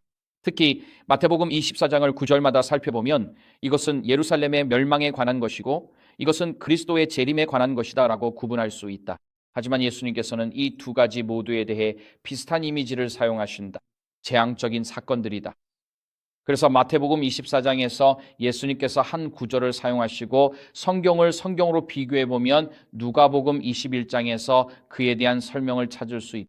마태복음 24장에서 예수님께서 제자들에게 말씀하시기를 그러므로 너희가 선지자 다니엘이 말한 바 멸망에 가증한 것이 거룩한 곳에 선 것을 보거든 읽는 자는 깨달을지어다. 그때에 유대에 있는 자들은 산으로 도망하라고 하셨다. 여기서 예수님께서는 예루살렘의 파괴에 대해 말씀하고 계신다. 로마인들에 의해 그들은 서기 66년에 침입했고 서기 70년에 예루살렘을 파괴했다. 그리고 누가복음의 평행 구절에서는 너희가 예루살렘이 군대들에게 에워싸이는 것을 보거든 그 멸망이 가까운 줄 알라고 말한다. 그때 유대에 있는 자들은 산으로 도망해야 하고 성 안에 있는 자들은 그곳을 떠나야 하며 시골에 있는 자들은 성 안으로 들어가지 말아야 한다. 그래서 여러분이 이 멸망에 가증한 것 또는 황폐하게 하는 가증한 것이 무엇인지 스스로에게 묻는다면 어떤 번역에서는 마태복음에 그렇게 나오고 누가는 그것을 설명해 준다. 너희가 예루살렘이 군대들에게 에워싸이는 것을 볼 때라고 하는데 이 군대들은 로마의 이방 군대들이며 그들이 거룩한 곳에 서 있다는 것이다. 여기서 말하는 거룩한 곳은 성전 안의 거룩한 곳이 아니다. 예루살렘 성벽 밖에는 거룩한 곳으로 알려진 지역이 있었고 바로 그곳이 로마인들이 처음으로 서기 66년에 들어온 곳이었다. 66년이다. 그리고 서기 66년에 그들이 왔을 때 그들은 예루살렘 도시에 도착해서 거의 도시를 포위했다. 하지만 로마의 장군 세스티우스가 예루살렘 성 밖에 그 거룩한 땅에 이방인의 깃발을 세웠다. 이것이 바로 예수님께서 이 두 구절에서 말씀하신 내용이다. 하지만 그 다음에 일어난 일은 여러분도 이 이야기를 아실 텐데 아직까지도 역사가들에게는 그 이유가 알려지지 않았지만 로마 장군이 자신의 군대를 다시 다마스쿠스로 철수시켰다는 것이다. 그리고 그리스도인들은 예수님의 경고를 듣고 예루살렘에서 도망쳤다. 그들은 요단강을 건너 갈릴리 바다 남쪽 오늘날 요르단에 해당하는 펠라라는 도시로 피신해 예루살렘이 파괴될 때 단 한 명의 그리스도인도 목숨을 잃지 않았다고 전해진다. 즉 그리스도인들은 예수님의 경고를 진지하게 받아들였다. 그렇다면 예수님이 만약 예루살렘이 파괴될 때 단 한 명의 그리스도인도 죽지 않았다면 그럼 수십만 명이 목숨을 잃었고 살아남은 사람들은 모두 노예로 팔려갔으니 어쩌면 우리도 예수님의 이러한 예언들에 더 주의를 기울여야 할지도 모릅니다. 예수님의 말씀을 들은 그리스도인들은 살아남았습니다. 그리고 그 말씀을 몰랐거나 신경 쓰지 않았거나 읽으려고 하지 않았던 그리스도인들은 살아남지 못했습니다. 그래서 화이자매가 이 부분에 대해 글을 썼습니다. 그녀는 말합니다. 로마인들의 우상 숭배 깃발이 성벽 바깥 몇 스타디온까지 뻗어 있는 거룩한 땅에 세워졌을 때 그리스도를 따르는 자들은 도망쳐야만 안전할 것이라고 했습니다. 경고의 징조가 보이면 피하려는 사람들은 지체해서는 안 된다고 했습니다. 그녀는 이어서 세스티우스가 이끄는 로마군이 도시를 포위한 후 뜻밖에도 포위를 풀고 철수했다고 말합니다. 모든 상황이 즉각적인 공격에 유리해 보였던 그때 말이에요. 그것은 서기 66년의 일이었습니다. 포위된 사람들은 성공적인 저항에 대한 희망을 잃고 거의 항복할 지경에 이르렀습니다. 로마 장군이 아무런 명백한 이유 없이 군대를 철수시켰지만 하나님의 자비로운 섭리가 자신의 백성을 위해 사건을 이끌고 있었습니다. 기다리던 그리스도인들에게 약속된 표적이 주어졌습니다. 이제 구주께서 주신 경고에 순종하고자 하는 모든 이들에게 기회가 주어졌습니다. 그들은 지체하지 않고 요단강 너머 베레아 땅의 펠라라는 안전한 곳으로 도망쳤습니다. 그래서 예루살렘과 성전이 파괴될 때 그리스도인들은 누가복음 19장과 마태복음 24장에 기록된 그리스도의 경고를 알고 있었습니다. 그리고 그들이 로마 군대의 깃발이 예루살렘 성 밖에 세워진 것을 보고 로마인들이 철수하자 그리스도인들은 사내들인에서 떠나라는 편지를 기다리지 않았습니다. 그들은 예수님의 가르침을 알고 있었고 곧바로 도망쳤습니다. 그런데 왜 제가 이 이야기를 하고 있을까요? 화이트 자매님, 오늘 우리는 돈과 금전적 수입에 대해 이야기하고 있습니다. 화이트 자매님은 지금은 하나님의 백성이 이 세상의 재물을 쌓아둘 때가 아니라고 말씀하십니다. 머지않아 초대 제자들처럼 우리도 황량하고 외딴 곳에서 피난처를 찾아야만 하는 때가 올 것입니다. 로마 군대에 의한 예루살렘 포위가 유대인 그리스도인들에게 도피의 신호였던 것처럼 우리나라가 교황의 안식일을 강제하는 법령을 내릴 때 그것이 우리에게 경고가 될 것입니다. 그때는 대도시를 떠나 더 작은 도시들도 떠날 준비를 하여 산속의 외딴 집과 은둔한 곳으로 가야 할 때가 될 것입니다. 저는 우리가 모두 이 점에 익숙하다고 생각합니다. 재림교인으로서 여기서 말하는 이런 개념에 대해 잘 알고 있죠. 즉, 교황의 안식일, 곧 일요일이 미국에서 강제로 시행될 때 그것이 대도시를 떠나라는 경고라는 것입니다. 이제 여러분이 생각하는 대도시의 정의가 무엇인지는 잘 모르겠습니다. 제 아내와 제가 결혼하기 전에는 런던 시내에 살고 있었습니다. 그리고 런던에 있는 제 아파트로 운전해서 갈 때면 빽빽하게 들어선 대도시 지역을 4시간이나 운전해야 했습니다. 저는 마치 시멘트 정글로 들어가는 기분이 들었습니다. 그리고 푸른 자연을 보고 싶으면 금요일 오후에 3시간이나 4시간씩 운전해서 도시를 벗어나야만 다시 초록 들판을 볼 수 있었습니다. 그래서 저에게 런던은 1000만에서 1200만 명이 사는 대도시였습니다. 그리고 제가 아내와 결혼했을 때 우리는 아제르바이잔의 수도 바쿠라는 도시에 살고 있었는데 그곳에는 수많은 소련식 아파트 단지가 있었습니다. 그리고 우리는 지하철도 있고 여러 가지가 갖춰진 큰 도시에 살았고 도시 안에서 생활했습니다. 밤이 되면 집 아래로 지하철이 덜컹거리며 지나가는 소리가 들리곤 했습니다. 그리고 우리가 미국에 왔을 때는 미네소타 남부의 작은 시골 마을로 오게 되었습니다. 그곳은 인구 5만 명의 도시였어요. 저는 1200만 명 그리고 200만 명이 사는 곳에서 살다가 익숙해졌었죠. 5만 명이 사는 곳에 오니까 와 이거 정말 좀 뭐랄까 작구나 싶었어요. 아내가 여기 정말 작다고 하더라고요. 그래서 저도 맞아 그런 것 같아 라고 했죠. 그리고 거기서 다시 북부 미네소타 인구만 2,000명인 곳으로 이사했을 때는 와 이건 더 작아지는구나 싶었어요. 그리고 2011년에 우리는 베리언 스프링스로 이사했어요. 그곳은 학생 포함 3천에서 4천 명 정도 사는 작은 마을이었죠. 전체 합쳐도 8천 명쯤 될 거예요. 우리는 마치 황무지로 들어가는 기분이었어요. 여기 정말 사람이 살긴 하는 건가? 이런 생각이 들었죠. 월마트도 없었어요. 월마트도 없이 어떻게 살 수 있지 싶었죠. 유일하게 위안이 됐던 건 타코벨이 하나 있었던 건데 그마저도 문을 닫았어요. 그래서 정말 최악이었죠. 우리는 큰 도시에서 점점 더 작은 곳, 그리고 더 작은 곳으로 계속 옮겨갔어요. 중요한 건 여러분이 지금 어디에 살고 있느냐에 따라 큰 도시의 정의가 달라질 수 있다는 거예요. 제 친구들 중에는 로마린다에서 일하는 사람들이 있는데 그들은 계곡 건너편 시골에 살아요. 그곳은 산기슭에 있는 아주 개발이 많이 된 지역이죠. 그들에게는 그곳이 시골이지만 제게는 그곳이 아주 도시화된 지역이에요. 그래서 각자 큰 도시를 떠난다는 것에 대한 정의가 다 다릅니다. 하지만 제가 한 가지 말씀드리고 싶은 건요. 요즘 미국의 대도시로 이사하기로 결정한다면 다시 한번 생각해 봐야 한다는 겁니다. 건강이나 직업상의 이유로 어쩔 수 없이 가야 하는 게 아니라면 미국에서는 사람들이 도시를 떠나려고 하고 있어요. 팬데믹 때조차도 사람들은 캘리포니아를 떠나고 뉴욕을 떠나고 메릴랜드를 떠나서 텍사스, 플로리다, 테네시에서 집을 사고 있었죠. 그리고 세속적인 사람들조차도 사회적 결속이 무너지고 있다는 걸 보고 대도시를 떠나고 있었습니다. 그러니까 세속적인 사람들조차 사회적 결속이 무너지는 걸 볼 수 있다면 솔직히 요즘 밤에 포틀랜드 도심에서 로맨틱하게 산책하는 사람이 누가 있겠습니까?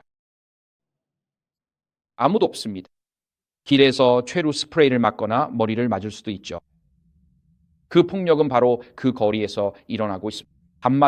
밤마다 그런 일들이 계속 벌어집니다. 스스로의 선택으로 도시로 이사하는 사람은 아무도 없습니다. 사람들은 도시를 떠나고 있습니다. 심지어 세속적인 사람들조차도요. 그래서 화이트자매님께서 여기서 말씀하시기를 로마 군대가 그들의 도착이 유대인 그리스도인들이 도망칠 신호였던 것처럼 미국에서의 교황권 안식일도 우리가 대도시를 떠나 소도시로 그리고 결국 산속의 외딴 곳으로 가야 할 경고가 될 것이라고 하셨습니다.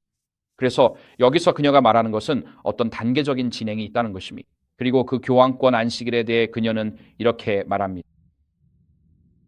일요일, 이것은 1923년 9월 1일자 캐톨릭 레코드에서 나온 내용입니다. 오늘 누군가가 저에게 이와 관련된 질문을 했습니다. 이것이 제가 여러분께 드리고 싶었던 인용문입니다. 일요일은 우리의 권위의 표입니다. 교회는 성경보다 위에 있습니다. 그리고 이 안식일 준수의 이전, 즉 일요일외 이전이 그 사실을 증명합니다. 그래서 우리가 일요일을 교황권 안식일이라고 부르는 이유가 바로 이것입니다. 그리고 이것을 캐톨릭 레코드 9월 첫째 날짜에서 찾을 수 있습니다. 하지만 교리문답을 보면 우리가 십계명에 대해 논의할 때 거기에는 하나님의 법을 바꿀 수 있는 가톨릭의 권위에 대한 논의가 있습니다. 하지만 화이트 자매는 이 부분에 대해 이야기하면서 우리가 이 시대를 살아가고 있을 때 자신을 만족시키는데 우리의 자원을 쓰는 대신에 우리는 절약하는 법을 배워야 한다고 말합니다. 절약해야 합니다. 그녀는 우리의 선교 사업이 유지되어야 하고 새로운 선교지가 개척되어야 한다고 말합니다. 어디선가 읽은 적이 있는데 대공황 시기에 재림교회가 미국 역사상 어느 다른 10년보다 더 많은 기관을 설립했다고 합니다. 즉 미국에서 경제적으로 세상이 무너지고 있을 때 우리는 선교에 투자하고 있었습니다. 그리고 팬데믹 기간에 제가 독일에 있었을 때 그곳에서 팬데믹 3년 동안 독일 재림교회 역사상 어느 때보다 더 많은 라이프스타일 웰니스 센터가 개인적으로 개설되는 것을 보았습니다. 사람들은 감동을 받았습니다. 그들은 일어나는 일을 보고 우리는 아버지의 일을 해야 한다고 말했습니다. 그래서 다른 사람들이 제안하고 문을 닫고 사업을 중단할 때 신실한 재림교인들은 위기 때야말로 우리가 앞으로 나아가고 믿음으로 한 걸음 내디디며 하나님께서 우리를 위해 무엇을 하실지 지켜보는 때라고 말했습니다. 그래서 화이트 여사는 이렇게 말합니다. 우리의 재원을 자기 만족을 위해 쓰는 대신 우리는 절약하는 방법을 연구해야 한다. 우리의 선교 사업은 유지되어야 하며 새로운 선교지가 개척되어야 하고 사람들이 이 시대의 진리를 들을 수 있도록 예배당이 필요합니다. 바로 이 시대를 위해서입니다. 바로 이 목적을 위해 하나님께서는 자신의 청지기들에게 자본을 맡기셨습니다. 여러분의 재산이 세상 사업에 묶여 있어서 이 일이 방해받지 않도록 하십시오. 하나님의 사업을 위해 여러분이 직접 사용할 수 있도록 재원을 준비하십시오. 여러분의 보물을 미리 하늘에 쌓으십시오. 그리고 영화 쉰들러 리스트의 마지막 장면을 보면 오스카 쉰들러가 자신이 수백 명의 사람들을 홀로코스트에서 구했다는 사실을 깨닫게 됩니다. 그가 그 자리에 서서 손가락에 낀 장식 반지를 바라보며 그것을 벗으려고 애를 씁니다. 그는 이 반지를 포기했다면 누군가를 더 구할 수 있었을 텐데 라고 말합니다. 그리고 그는 자신의 멋진 옷차림과 고급스러운 옷, 세련된 복장을 바라보며 자신이 중요하다고 생각했던 것들이 홀로코스트에서 누군가를 구하는 데 있어서는 정말로 중요하지 않았다는 사실을 깨닫게 됩니다. 쉰들러 리스트라는 영화의 마지막에는 매우 강렬한 장면이 있습니다. 그렇다면 우리가 천국에 갔을 때 우리는 얼마나 더 큰 깨달음을 얻게 될까요? 우리가 복음을 전하는 데 집중했다면 얼마나 많은 사람들이 구원을 받을 수 있었을까요? 그리고 우리가 이 땅의 왕국을 세우는 데 집중하지 않고 오늘은 은혜의 왕국을, 내일은 영광의 왕국을 세우는 데 집중했다면 어땠을까요? 그래서 화인 여사는 우리가 우리의 보물을 하늘에 미리 보내야 한다고 말합니다. 그리고 이것은 예수님께서 마태복음 6장 19절에서 20절에 하신 말씀과도 일치합니다. 여기서 보물이라는 단어를 강조하기 위해 빨간색으로 표시해 두었습니다. 그녀는 말합니다. 예수님께서 말씀하시기를 너희를 위하여 땅에 보물을 쌓아두지 말라. 거기는 좀과 녹이 해하며 도둑이 들어와 훔치느니라. 오직 너희를 위하여 하늘의 보물을 쌓아두라. 거기는 좀이나 녹이 해하지 못하며 도둑이 들어와 훔치지도 못하느니라. 즉 정치인들이 여러분의 화폐 가치를 떨어뜨리는 것과 같은 일도 없다는 뜻입니다. 내 보물이 있는 그곳에 내 마음도 있느니라. 그렇다면 우리는 왜 물질적인 재산을 모을까? 우리가 일반적으로 물질적인 재산을 모으는 이유는 물질적인 부가 곧 물리적인 안전을 의미하기 때문입니다. 우리가 물질적인 재산과 부를 모으는 것은 미래에 어떤 일이 닥칠지 모른다는 근본적인 두려움과 불확실성을 반영하기 때문입니다. 우리는 기본적으로 미래를 대비해 준비하고 있는 셈입니다. 우리는 종종 비 오는 날을 대비해 저축한다고 말합니다. 이 표현은 나쁜 시기가 올 것을 알고 오늘 저축함으로써 그 시기를 완화하고 싶다는 의미입니다. 하지만 예수님께서는 산상수훈 마태복음 6장에서 우리에게 물질의 소유에 대해 가르치십니다. 부는 종종 불안에서 벗어나는 수단이 아니라 오히려 불안의 원천이 되곤 합니다. 저는 여러분은 어떨지 모르겠지만 제 다양한 역할을 하면서 인생에서 많은 부유한 사람들을 만났습니다. 그들 중 일부는 책상 앞에 다우존스와 S&P 500 지수를 실시간으로 띄워놓고 있습니다. 그들의 감정 상태는 말 그대로 다우존스와 S&P 500 지수의 등락에 따라 오르락내리락. 지수가 500포인트 오르면 세상은 정말 멋진 곳이 됩니다. 지수가 200포인트 떨어지면 하늘이 무너지는 것 같습니다. 이제 우리는 어떻게 해야 할까요? 오늘은 나한테 아무것도 부탁하지 마세요. 방금이죠. 뭐 퍼센트가 떨어졌으니까요. 오늘의 투자금의 0.25%를 잃었어요. 그래서 부유한 사람들은 손실을 두려워하고 가난한 사람들은 잃을 게 없어 손실을 두려워하지 않습니다. 그래서 제가 나미비아처럼 모두가 정말 가난한 곳에 가면 이런 생각이 들어요. 여기서는 다우존스 지수를 확인할 필요가 없겠구나. 왜냐하면 이곳 사람들에게는 그런 게 전혀 영향을 미치지 않으니까요. 모두가 작은 땅을 조금씩 가지고 있고 염소 한 마리, 닭 몇 마리, 소 한 마리쯤 있고 사냥을 해서 음식을 구하며 그렇게 살아갑니다. 그리고 다우존스가 10만이 되든 100만이 되든 그들에게는 전혀 아무런 영향이 없습니다. 그러니까 사회에서 가장 가난한 사람들은 무슨 일이 일어나든 신경 쓰지 않아요. 반면에 부유한 사람들은 손실에 대한 두려움에 사로잡혀 있죠. 그렇다면 우리는 그 사이 어디쯤에 속하는 걸까요? 예수님께서는 모든 물질적인 소유는 감가상각, 가치 하락 또는 부패의 영향을 받는다고 가르치십니다. 여러분 중에 새 차를 샀다가 누군가가 긁고 간 경험 있으신가요? 그 새 차에 대한 여러분의 감정은 어떻게 변했나요? 그냥 새 차일 뿐이죠. 맞죠? 그건 여러분의 자부심이자 기쁨이었잖아요. 그런데 누군가가 긁고 가면 이제 그냥 차일 뿐이에요. 맞지 않나요? 네, 누군가 제발 맞다고 해주세요. 아니면 혹은 새 양복을 샀는데 교회에 갑자기 급히 가다가 2살짜리 아이가 그 위에 토를 해버린 적 있으신가요? 혹은 있으신가요? 그래요. 그냥 양복일 뿐이죠. 세탁소에 맡기면 되겠네. 그냥 예전 양복을 다시 입으면 되죠. 보시다시피 물질적인 것들은 그 빛을 오래 유지하지 못해. 정말 빠르게 가치가 떨어집니다. 그 가치가 떨어지면 우리는 자연스럽게 관심을 잃게 되죠. 많은 사람들이 재산을 가지고 있지만 그 재산을 잃을까 두려워하며 불안에 사로잡혀 대부분의 시간을 재산을 관리하거나 지키는 데에만 씁니다. 제가 미네소타에 있을 때 느꼈던 건 많은 남성들이 정말 많은 장난감을 가지고 있어서 9월과 10월, 그러니까 일요일마다 그 장난감들을 겨울 준비하는 데 시간을 보낸다는 거였어요. 겨울 준비해야 할 장난감이 정말 많았죠. 엔진의 기름을 빼고 각종 액체도 빼야 했어요. 덮개도 씌워야 하고요. 이 보트는 수축 포장도 해야 하고요. 이것도 저렇게 저것도 이렇게 해야 됐어요. 정말 온갖 일들이 있었죠. 그리고 우리가 가진 물건 관리하는데 얼마나 많은 시간 드는지 정말 놀랐어요. 그래서 예수님께서는 하늘의 보물을 쌓으라고 말씀하십니다. 예수님은 그리스도인들이 이 세상의 물질적인 필요에 대해 염려하지 말라고 하셨어요. 왜냐하면 우리의 필요를 아시고 채워주실 하늘 아버지가 계시다는 확신이 있기 때문이죠. 그렇다고 우리가 게을러지라는 뜻은 아닙니다. 우리는 우리의 필요를 채우기 위해 일해야 합니다. 데살로니가전서 4장 10절에 이렇게 나와 있습니다. 사랑하는 여러분, 더욱더 그렇게 하기를 권면합니다. 조용히 살기를 힘쓰고 자기를 돌보며 자기 손으로 일하기를 힘쓰십시오. 우리가 여러분에게 지시한 대로 말입니다. 그래야 여러분이 외부 사람들에게 올바르게 행동하고 아무에게도 의존하지 않게 될 것입니다. 사도 바울은 계속해서 일하지 않는 자는 먹지도 말아야 한다고 말합니다. 그래서 우리는 책임이 있습니다. 오늘 아침 첫 강의에서 보았듯이 신체적 안전에 관해서는 준비하고 기도하며 일상적인 생존을 위해서는 일하고 주님을 신뢰합니다. 우리가 할 수 있는 것을 하고 부족한 부분은 주님께서 채워주실 것을 믿습니다. 무슨 부족함이 있더라도 말입니다. 그러므로 우리는 세상 사람들처럼 염려하지 말아야 합니다.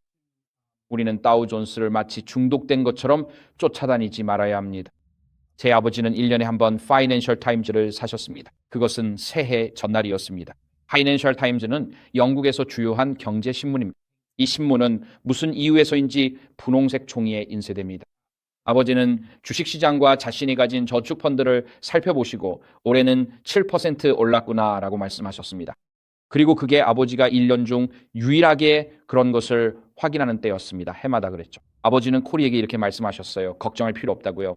은퇴할 때 그 돈이 있으면 있는 거고 없으면 어쩔 수 없는 거야. 네가 할 수 있는 건 아무것도 없어. 이미 너무 늦은 거지. 그래서 그냥 대충 넘길 거야. 1년에 한 번쯤 확인해보고 어디쯤 있는지 보는 거지. 하지만 나는 이 일에 집착하지 않을 거야. 예를 들어 나는 전에 애드벤티스트 프론티어 미션에서 일했었거든. 그들이 내 고용주이긴 하지만 하나님이 내 공급자야. 그리고 내가 사회보장 연금으로 살 수도 있지만 하나님이 내 공급자야. 또 내가 오리건주에서 일할 수도 있지만 그들이 내 고용주일 뿐 하나님이 내 공급자야. 그리고 하나님은 내 필요를 아시고 나를 돌봐주실 거야. 그래서 우리가 지금까지 이야기해온 모든 경제적 리셋, 앞으로 닥칠 경제 위기, 저축의 상실, 그리고 다가오는 모든 디지털 관련 이슈들, 디지털 신분증, 그리고 이 세상의 세력들이 하나님께 충실한 사람들을 배제하기 위해 협력하는 상황 속에서도 우리의 공급자는 하늘에 계신 아버지이십니다. 그리고 하나님은 우리의 필요를 아시고 이렇게 말씀하십니다. 너희가 먼저 내 나라와 내 의를 구하면 이 모든 것을 너희에게 더하시리라. 그래서 이것은 예수님께서 우리에게 주시는 초대입니다. 예수님이 원하시는 하늘의 투자, 곧 하늘에 쌓는 우리의 보물, 예수님께서 말씀하신 그런 보물입니다. 그 보물은 도둑이나 국세청 IRS에도 영향을 받지 않고 정부가 유발하는 화폐 가치 하락이나 빅 뷰티풀 빌 같은 것에도 영향을 받지 않습니다. 코로나에도 영향을 받지 않습니다. 지출이 아무리 많아도 극심한 인플레이션에도 육체의 쇠퇴나 세월의 흐름에도 영향을 받지 않습니다. 이것들은 하나님께서 예수님이 다시 오실 때 신실한 자녀들을 위해 지키고 계신 하늘의 투자입니다. 정말 아름다운 전망입니다. 그래서 예수님께서는 말씀하십니다. 하늘에 너희를 위해 보물을 쌓지 말라고요. 여기서 사용된 단어가 테사우로스입니다. 여기에는 보물이라는 복수형이 나옵니다. 이것이 복수형입니다. 여기서는 단수형이 사용되었습니다. 하지만 우리는 영어에서 이 단어를 사용합니다. 우리는 테사우로스라는 단어를 여기서 얻었는데 테사우로스는 책이고 그 단어가 여기서 유래된 것입니다. 이것은 보물책으로 특정 단어의 다양한 의미나 유의어를 알려줍니다. 그래서 예수님께서는 말씀하십니다. 땅에 너희를 위해 테사우로스, 즉 보물을 쌓지 말고 하늘에 너희를 위해 보물이나 테사우로스를 쌓으라. 너희의 테사우로스, 즉 보물이 있는 곳에 너희 마음도 있을 것이라고 하셨습니다. 그렇다면 하늘에 너희를 위해 보물을 쌓는다는 것은 전 세계 디지털 신분증이나 국세청이 손댈 수 없는 곳에 보물을 쌓는다는 것은 정확히 무슨 의미일까요? 그것이 실제로는 무슨 의미일까요? 마태복음 2장 11절에서 그리스도께 처음으로 드려진 선물은 동방박사들이었습니다. 그리고 그들이 보물 상자를 열었을 때 사용된 단어도 테사우로스입니다. 마태복음 6장에서 사용된 것과 같은 단어가 여기서도 쓰였습니다. 그들은 예수님께 금과 유향, 모략을 선물로 드렸습니다. 왜 하필 그 선물들이었을까요? 제가 생각하기에 그들이 예수님께 금과 유향, 모략을 드린 이유는 금은 왕에게 어울리는 선물이었고 유향은 제사장에게 드리는 선물이었으며 대제사장의 성소 예식에서 사용되었고 모략은 언젠가 그분이 희생 제물이 될 것임을 인정하는 의미였기 때문입니다. 그것은 보존하는 방부액입니다. 고마워요, 자매님. 그리고 그 모략은 그리스도의 시신을 방부 처리하는 데 사용되었을 것입니다. 그들이 금과 유향, 모략을 가져왔다는 것은 예수님이 왕이시고 제사장이시며 우리의 희생 제물이심을 의미합니다. 그래서 이 선물들은 의미가 있습니다. 고대에는 통치자에게 경의와 예배의 표시로 선물을 바치는 것이 관례였습니다. 창세기 43장에서 요셉의 형제들도 그가 이집트 총리가 되었을 때 선물을 가져왔습니다. 열왕기상 10장에서는 시바 여왕이 솔로몬에게 선물을 가져왔습니다. 그래서 우리도 만왕의 왕께 예배 행위로 보물을 드려야 합니다. 그렇다면 우리는 어떻게 우리의 보물을 하나님께 예배의 행위로 드릴 수 있을까요? 자, 제가 먼저 인용하고 싶은 본문은 로마서 12장 1절입니다. 여기서 바울은 이렇게 말합니다. 그러므로 형제자매 여러분, 하나님의 자비하심으로 여러분에게 권면합니다. 여러분의 몸을 살아있는 무엇으로요? 하나님께서 기뻐하시는 거룩한 산제물로 드리십시오. 이것이 여러분의 영적 예배입니다. 그러므로 우리가 우리 몸을 어떻게 대하는지, 우리 몸에 무엇을 넣는지, 우리 몸을 위해 어떤 운동을 하는지, 또 우리 몸에 어떤 해를 끼치는지는 결국 우리와 하늘 아버지와의 관계를 드러내는 표현입니다. 그리고 우리가 우리 몸을 더 잘 돌보고 더 신경 쓰고 또 우리가 말하자면 재림교의 건강 기별과 에덴 동산에서부터 시작되어 지금까지 전해 내려온 원칙들에 따라 더 많이 살아갈수록 우리는 이러한 건강한 원칙에 따라 살아가면서 하나님께 이렇게 말하는 것입니다. 하나님, 주께서 제게 주신 이 놀라운 몸을 저는 주님께 드리는 예배의 한 방식으로 잘 돌보겠습니다. 만약 여러분이 3살 자녀에게 크리스마스 선물로 작은 트럭을 주었는데 그 아이가 여러분을 쳐다보고 트럭을 본 다음 그것을 바닥에 내던진다면 그것은 여러분과 아이와의 관계에 대해 무엇을 말해줄까요? 그 아이가 여러분에게 별로 만족하지 않는다는 뜻이겠죠. 하지만 여러분에게 정말 소중한 사람이 작은 선물을 준다면 여러분은 오랫동안 그 선물을 소중히 간직할 것입니다. 그것은 선물 자체 때문이 아니라 그 선물을 준 사람이 소중하기 때문입니다. 그래서 우리는 우리의 육체를 잘 돌봄으로써 하나님을 존경하고 하늘에 계신 아버지께 예배 행위를 드리는 것입니다. 우리는 팬데믹 기간 동안 그것을 깨달았습니다. 자신의 몸을 존중하는 것은 창조주를 존중하는 것입니다. 다음으로 간단히 살펴볼 구절은 고린도전서 6장입니다. 고린도전서 6장 18절에서 20절입니다. 사도 바울은 이렇게 말합니다. 음행을 피하십시오. 사람이 짓는 모든 죄는 몸 밖에 있지만 음행하는 자는 자기 몸에 죄를 짓는 것입니다.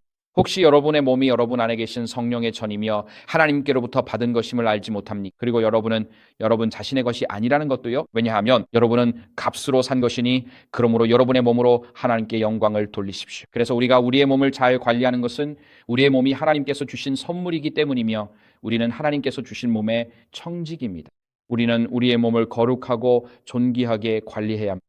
우리는 모든 형태의 성적 부도덕을 피해야 합니다. 단순히 간음뿐만 아니라 간통, 자위, 포르노 등등 모든 것을 포함합니다.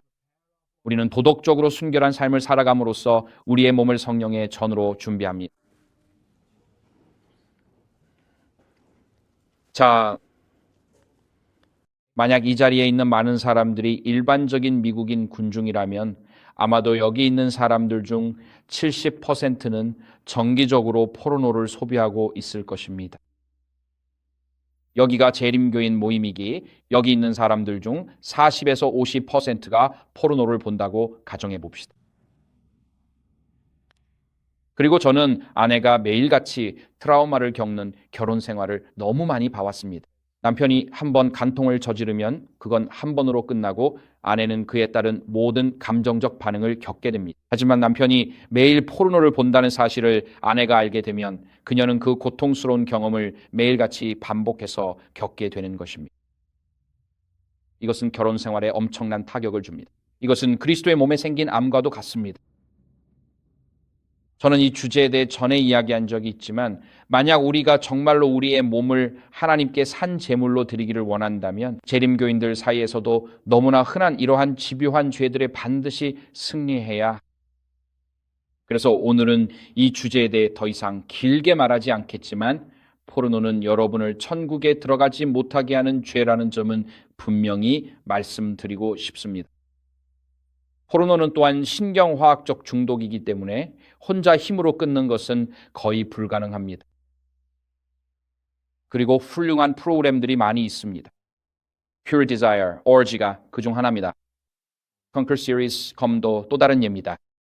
이런 프로그램들은 특히 남성들이 포르노 중독에서 벗어날 수 있도록 돕는 훌륭한 프로그램들입니다. 그리고 단순히 포르노에서 자유로워지는 것뿐만 아니라 그 과정에서 결혼 생활을 회복하고 아내의 마음을 치유하게 됩니다. 그래서 오늘 이 자리에 계신 여러분께 호소합니다. 만약 여러분이 결혼 외의 성관계, 현재 결혼 상태에서의 간통차에 혹은 포르노에 빠져 있다면 하나님의 말씀, 성경의 말씀을 주의 깊게 들으시기 바랍니다. 성경은 말합니다. 음행을 피하라. 그것을 피하라. 즉 적극적으로 그것을 피하라는 뜻입니다. 여러분의 삶에서 그것과 아무런 관련도 맺지 마십시오. 왜냐하면 우리의 몸은 성령이 거하시는 성전이기 때문입니다. 그리고 우리가 불법적인 성적 행위에 빠질 때 우리의 몸은 악령이 거할 수 있는 처소가 됩니다. 그래서 우리는 그것을 피해야 합니다. 오늘은 이야기하지 않겠습니다만 데살로니가전서 2장 19, 20절에서 사도 바울은 이렇게 말합니다. 우리의 소망, 기쁨 주 예수 오실 때 자랑의 면류관이 무엇이겠습니까? 그것이 바로 여러분, 즉 데살로니가 교회가 아니겠습니까?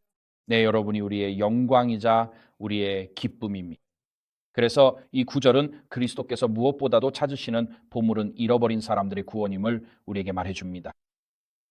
그리고 바울은 오늘날 북부 그리스에 위치한 데살로니가라는 도시에 우리가 세운 교회인 여러분에게 이렇게 말합니다. 여러분이 우리의 자랑의 면류관이요, 우리의 소망이요, 우리의 기쁨이요, 우리의 영광입니다. 우리가 쓴 글이 하나님께 영광을 돌리는 것이 아니라 영혼이 구원받았다는 사실이 하나님께 영광을 돌리는 것입니다. 그래서 기독교인의 관점에서 우리가 하늘의 보물을 쌓고 하늘에서 영광과 기쁨, 자랑의 면류관을 얻고자 한다면 그 의미는 우리가 예수님을 위해 영혼을 구원하고 제자를 삼는 일에 적극적으로 참여해야 한다는 것입니다. 그래서 우리는 이 구절에서 사람을 낚는 어부가 되어 예수님의 마지막 구속 사역에 동참하도록 초대받고 있습니다. 그렇게 함으로써 우리는 예수님의 죽음과 부활을 통해 얻어진 풍성한 부요함을 예수님과 함께 나눌 수 있습니다. 따라서 이 구절에서 하늘의 보물을 쌓는다는 것은 우리가 이곳 남부 오리건에서 영혼 구원에 적극적으로 참여하는 것을 의미합니다. 그리고 이 관리자나 저 회의 혹은 다른 것들에 대해 불평하는 것은 쉽지만 더 중요한 것은 우리가 이웃과 가족 그리고 우리 주변 사람들을 위해 영혼 구원에 적극적으로 참여하는 것입니다. 여러분이 이 일에 대해 기도하시기를 권면합니다. 나는 영혼 구원에 적극적으로 참여하고 있는가? 나는 누군가와 함께 성경 공부에 참여하고 있는가? 나는 하나님께서 내게 주신 영적 은사를 사용하고 있는가? 나는 내 재능을 그냥 묵혀두고 있는가? 아니면 내 지역교회에 가서 저에게 은사가 있습니다, 재능이 있습니다 라고 말하고 있는가? 저를 일하게 해주세요. 저는 하나님의 나라를 위해 일하고 싶습니다. 오늘 여러분에게 도전하고 싶습니다. 여러분의 시간과 재능을 남부 오리건에 잃어버린 영혼들을 위한 하나님 나라의 사역에 투자하시기 바랍니다. 이것이 바로 우리가 하늘의 보물을 쌓는 방법입니다. 우리가 하늘에서 자랑할 면류관은 매년 성경을 통독하거나 매년 간증을 읽었기 때문이 아닙니다. 우리가 자랑할 면류관은 우리가 예수 그리스도께 인도한 사람들일 것입니다. 예수님께서 군중을 연민의 눈으로만 바라보셨다면 우리도 그래야 합니다. 그리고 예수님께서 잃어버린 자를 찾고 구원하러 오셨다면 우리도 그래야 합니다. 그리고 예수님께서 섬김을 받으러 오신 것이 아니라 섬기러 오셨고 많은 사람을 위해 자신의 생명을 대속물로 주시기 위해 오셨다면 우리도 마찬가지입니다. 우리의 목적, 우리의 동기는 우리의 영광이 아닙니다. 그것은 우리의 과시도 아니고 교회에서의 우리의 출세도 아닙니다. 우리의 목표, 우리의 목적은 누군가가 예수 그리스도 안에서 구원받는 것을 보는 것입니다. 이것이 바로 이 구절이 하늘의 보물을 쌓으라는 의미입니다. 사도 바울은 골로새서 2장 3절에서 이렇게 말합니다. 그는 나는 그들의 마음이 격려를 받고 사랑 안에서 연합하여 확신에 찬 이해의 모든 부요함을 얻고 하나님의 비밀에 대한 지식을 갖게 되기를 원합니다. 그리스도 안에는 모든 보화, 즉 테사울이라는 단어가 사용된 지혜와 지식의 모든 보화가 감추어져 있습니다. 라고 말합니다. 그래서 바울은 이 구절에서 그리스에 있는 골로새 교인들의 마음을 들어올리기를 원합니다. 단순히 인간의 생각과 추측을 넘어서 예수님이 진정 누구이신지에 대해 말입니다. 그리고 우리 구원의 계획이라는 신비의 영원한 진리에 대해서도 말이죠. 바울이 이 편지에서 말하듯 그리스도 안에서 우리는 하나님의 모든 목적이 무엇인지 발견할 수 있고 그리스도께서 인류를 축복하시기 위해 오셨다는 것을 이해하게 됩니다. 그렇다면 사도 바울이 골로새 교회에 말하듯 왜 그들은 걱정하고 있을까요? 골로새서를 읽어보면 그들은 다양한 천사론에 대해 염려하고 있었습니다. 유대인들도 마찬가지였습니다. 당시 그들은 중보자와 라파엘, 가브리엘, 미카엘 등 여러 천사들에 대해 다양한 추측을 하고 있었습니다. 그들은 인간과 하나님 사이에 천사들, 즉 중보자들이 있다고 믿었습니다. 그래서 사도 바울은 여러분이 이러한 인간적인 추측과 이론을 넘어서 예수 그리스도의 인격과 아름다움 그리고 사역에 집중하길 바란다고 말하고 있습니다. 왜냐하면 바로 거기에 보물이 있기 때문입니다. 오늘 여러분의 신앙생활에서 가장 중요한 것에 집중하라고 격려하고 싶습니다. 세상에는 지구가 평평하고 네모나다고 주장하는 사람들도 있습니다. 사실 저도 그런 생각을 가진 가족들이 있다는 걸 알고 있습니다. 저는 가족들뿐만 아니라 교회에서 일하면서 매달 초승달이 뜰 때마다 첫 안식일을 위해 7일을 세고 그 다음 두 번째 안식일을 위해 또 7일, 세 번째 안식일을 위해 또 7일 그리고 28일째가 되면 다음 초승달이 나타날 때까지 기다려야 한다고 믿는 사람들과도 함께 일해본 적이 있습니다. 그런데 그 다음 초승달이 실제로는 10일이나 더 있다가 나타날 수도 있어서 안식일이 한 주 내내 계속 이동하게 되는 것이죠. 그렇게 주장하는 사람들이 있습니다. 그리고 또 그런 주장을 하는 사람들이 있습니다. 우리가 구원받기 위해서는 반드시 절기를 지켜야 한다고 주장하는 사람들도 있습니다. 그리고 또 다른 사람들은 삼위일체의 정의에 대해 논쟁하고 있습니다. 오늘 여기서 그 문제를 깊이 다루고 싶지는 않지만 우리 개척자 중 한 명인 스티븐 헤스켈이 이렇게 말했습니다. 그는 삼위일체의 교리는 옳다고 했습니다. 그러면서 그는 올바르게 이해된다면 이라고 덧붙였습니다. 그리고 바로 그 문장에서 중요한 부분이 바로 그겁니다. 우리의 근본 신앙에서 삼위일체라는 단어는 도움이 되지 않습니다. 차라리 신성 Godhead을 선택하는 게 낫겠어요. 삼위일체는 여러 의미로 해석되기 때문입니다. 여기서 중요한 점은 신학 논쟁이나 불필요한 논점에 쉽게 주의를 빼앗길 수 있습니다. 그리고 우리는 한 믿음, 한 소망, 한 세례, 한 주이시며 구세주이신 예수 그리스도, 그리고 모든 것 위에 계신 한 아버지, 우리 모두를 인도하시는 한 성령이 있음을 기억해야 합니다. 그래서 사도 바울은 여기서 우리에게 도전하고 있는 것입니다. 곧 그리스도 안에 모든 지혜와 지식의 보화, 즉 트서리가 담겨 있다는 것입니다. 다시 말해 예수님을 직접 알아가라는 뜻입니다. 왜냐하면 예수님을 알아갈수록 그 숨겨진 보물들을 발견하게 되기 때문입니다. 예수님께서는 천국에 대해 말씀하셨습니다. 천국은 밭에서 진주를 발견한 사람이 자기 소유를 모두 팔아 그 밭을 사서 그 진주를 얻는 것과 같다고 하셨죠. 그리고 그 비유에서 진주, 즉 천국이 바로 그 진주입니다. 그런데 예수님께서는 또 다른 비유를 말씀하십니다. 천국은 좋은 진주를 찾는 상인과 같다고 하셨습니다. 다른 비유입니다. 그리고 그 비유에서 예수님은 하나님의 나라를 찾으러 나서는 그 자체가 바로 하나님의 나라라고 말씀하십니다. 그 경험 자체가요. 왜 그게 사실일까요? 무언가를 찾고 있다는 것은 이전에 당신의 삶에 있던 모든 것에서 벗어나고 있다는 의미이기 때문입니다. 당신 앞으로 나아가고 있습니다. 여기저기 둘러보고 저기에도 시선을 둡니다. 당신의 초점은 당신 바깥이나 앞에 있는 무언가에 맞춰져 있습니다. 당신은 저 아래로 내려가지 않습니다. 왜냐하면 그것은 당신과 상관이 없기 때문입니다. 당신의 초점은 가치 있는 것을 찾는 데 있습니다. 그래서 하나님의 나라는 정적인 면도 있습니다. 그것은 밭에 있는 진주이기도 하고 동시에 역동적이기도 하고 예수님을 찾는 과정이기도 합니다. 그래서 우리가 매일 경건의 시간을 가질 때 여러분도 매일 경건의 시간을 가지시길 권면합니다.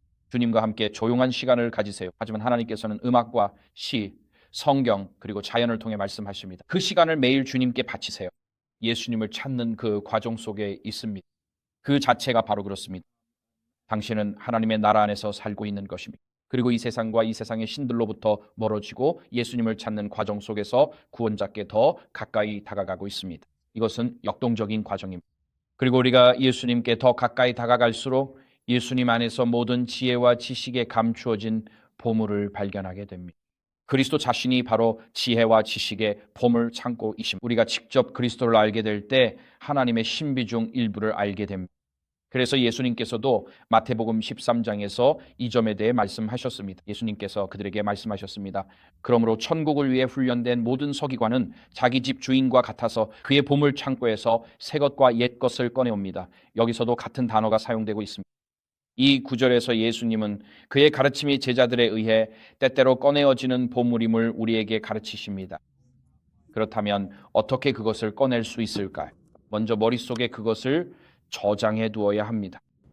예수님의 가르침을 마음에 저장해 두면 필요할 때 그것들이 자연스럽게 나오게 됩니다.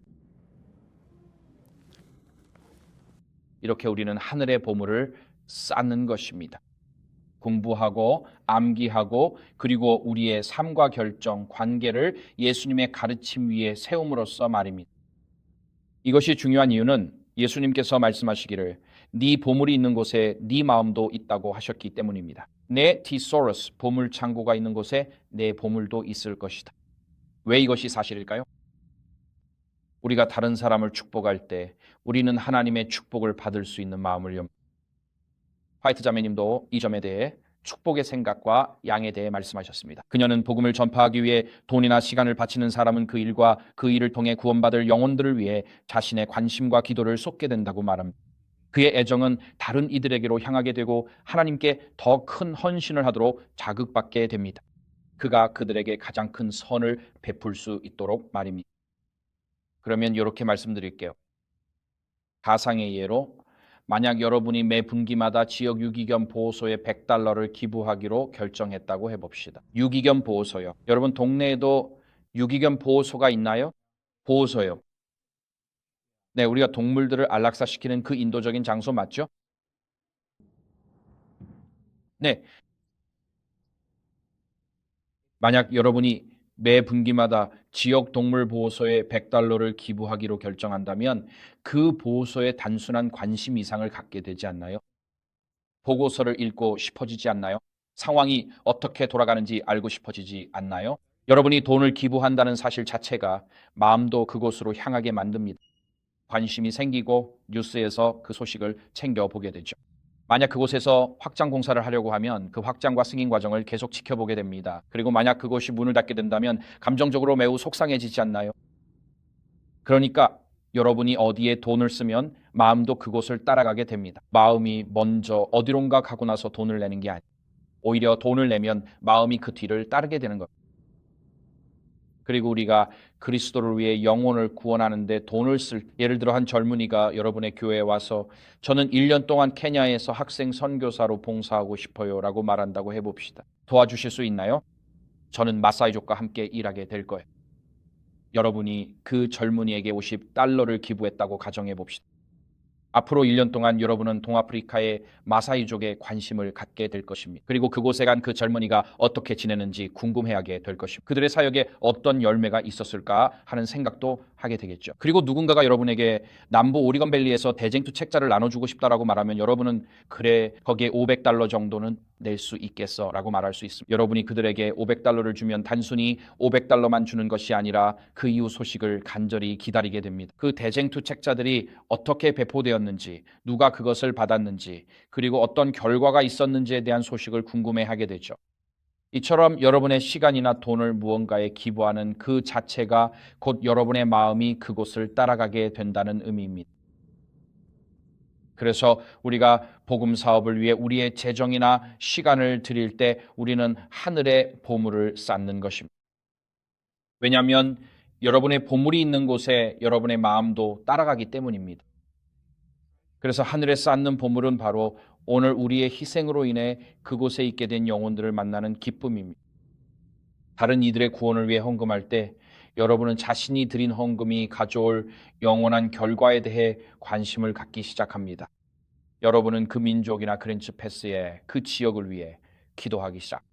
여러분은 그들의 육체적, 영적 안녕에 대해 걱정하게 됩니다.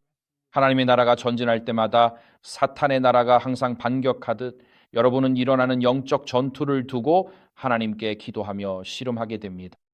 여러분이 복음 사업에 보물을 쏟으면 여러분의 마음도 자연스럽게 그곳을 따르게 됩니다. 그리고 만약 여러분이 나는 복음 사업에 마음이 없다라고 말한다면 그곳에 돈을 투자해 보십시오. 곧 여러분의 마음도 그곳에 있게 될 것입니다. 그래서 예수님은 네 마음이 있는 곳에 네 보물도 있다고 말씀하지 않으셨습니다. 예수님은 네가 보물을 두는 곳에 네 마음도 따라갈 것이다 라고 말씀하셨습니다. 여러분이 지역 사역을 위해 헌금하기 시작하면 자연스럽게 지역 사역에 대해 관심을 갖게 됩니다. 해외 선교를 위해 헌금하기 시작하면 갑자기 해외 선교에서 무슨 일이 일어나고 있는지 알고 싶어질 것입니다. 그래서 예수님이 말씀하신 대로 여러분이 돈을 두는 곳에 여러분의 마음도 따라가게 됩니다.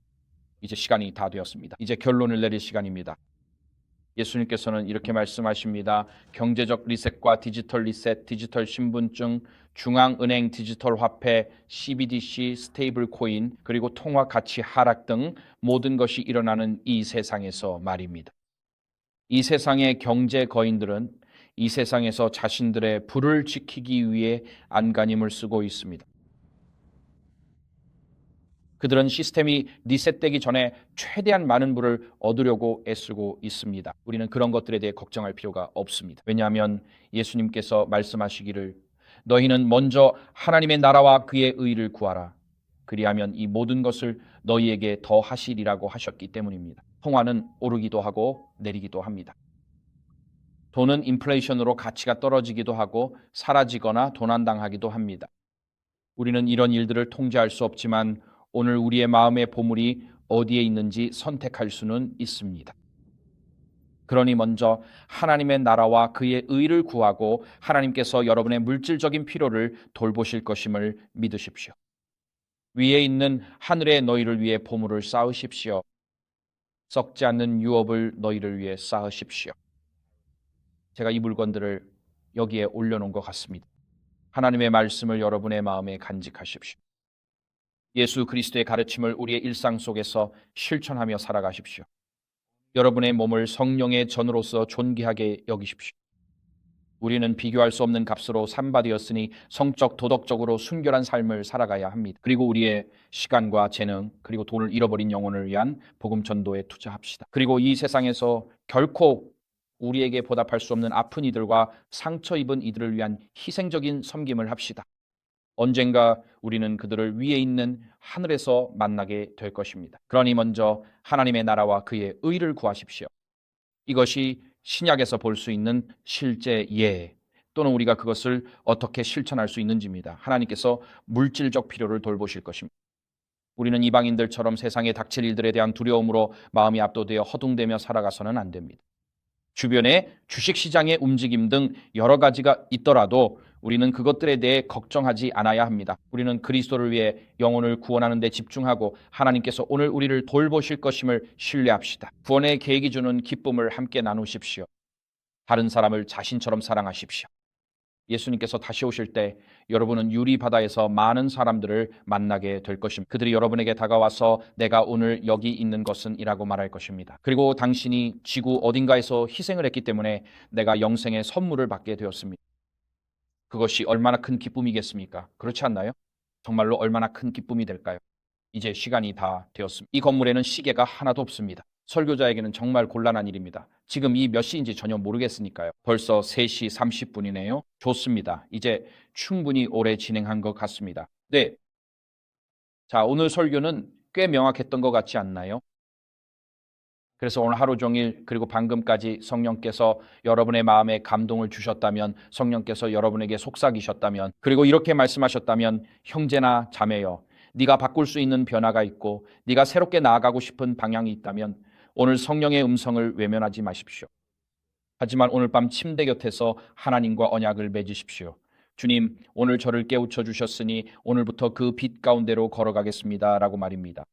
저는 이해하지 못하고 처음과 끝을 알지 못하지만 주님은 아십니다. 저는 그저 믿음으로 걸어가겠습니다. 그리고 주님, 만약 오늘 제가 하늘의 보물을 쌓고 인간의 고통을 덜어줄 수 있다면 주님을 따르는 그 축복에 미리 감사드립니다. 그러니 우리가 이 남부 오리건에서 주님을 위해 빛을 발할 때 하나님께서 우리 모두에게 축복을 내려주시길 바랍니다. 아멘.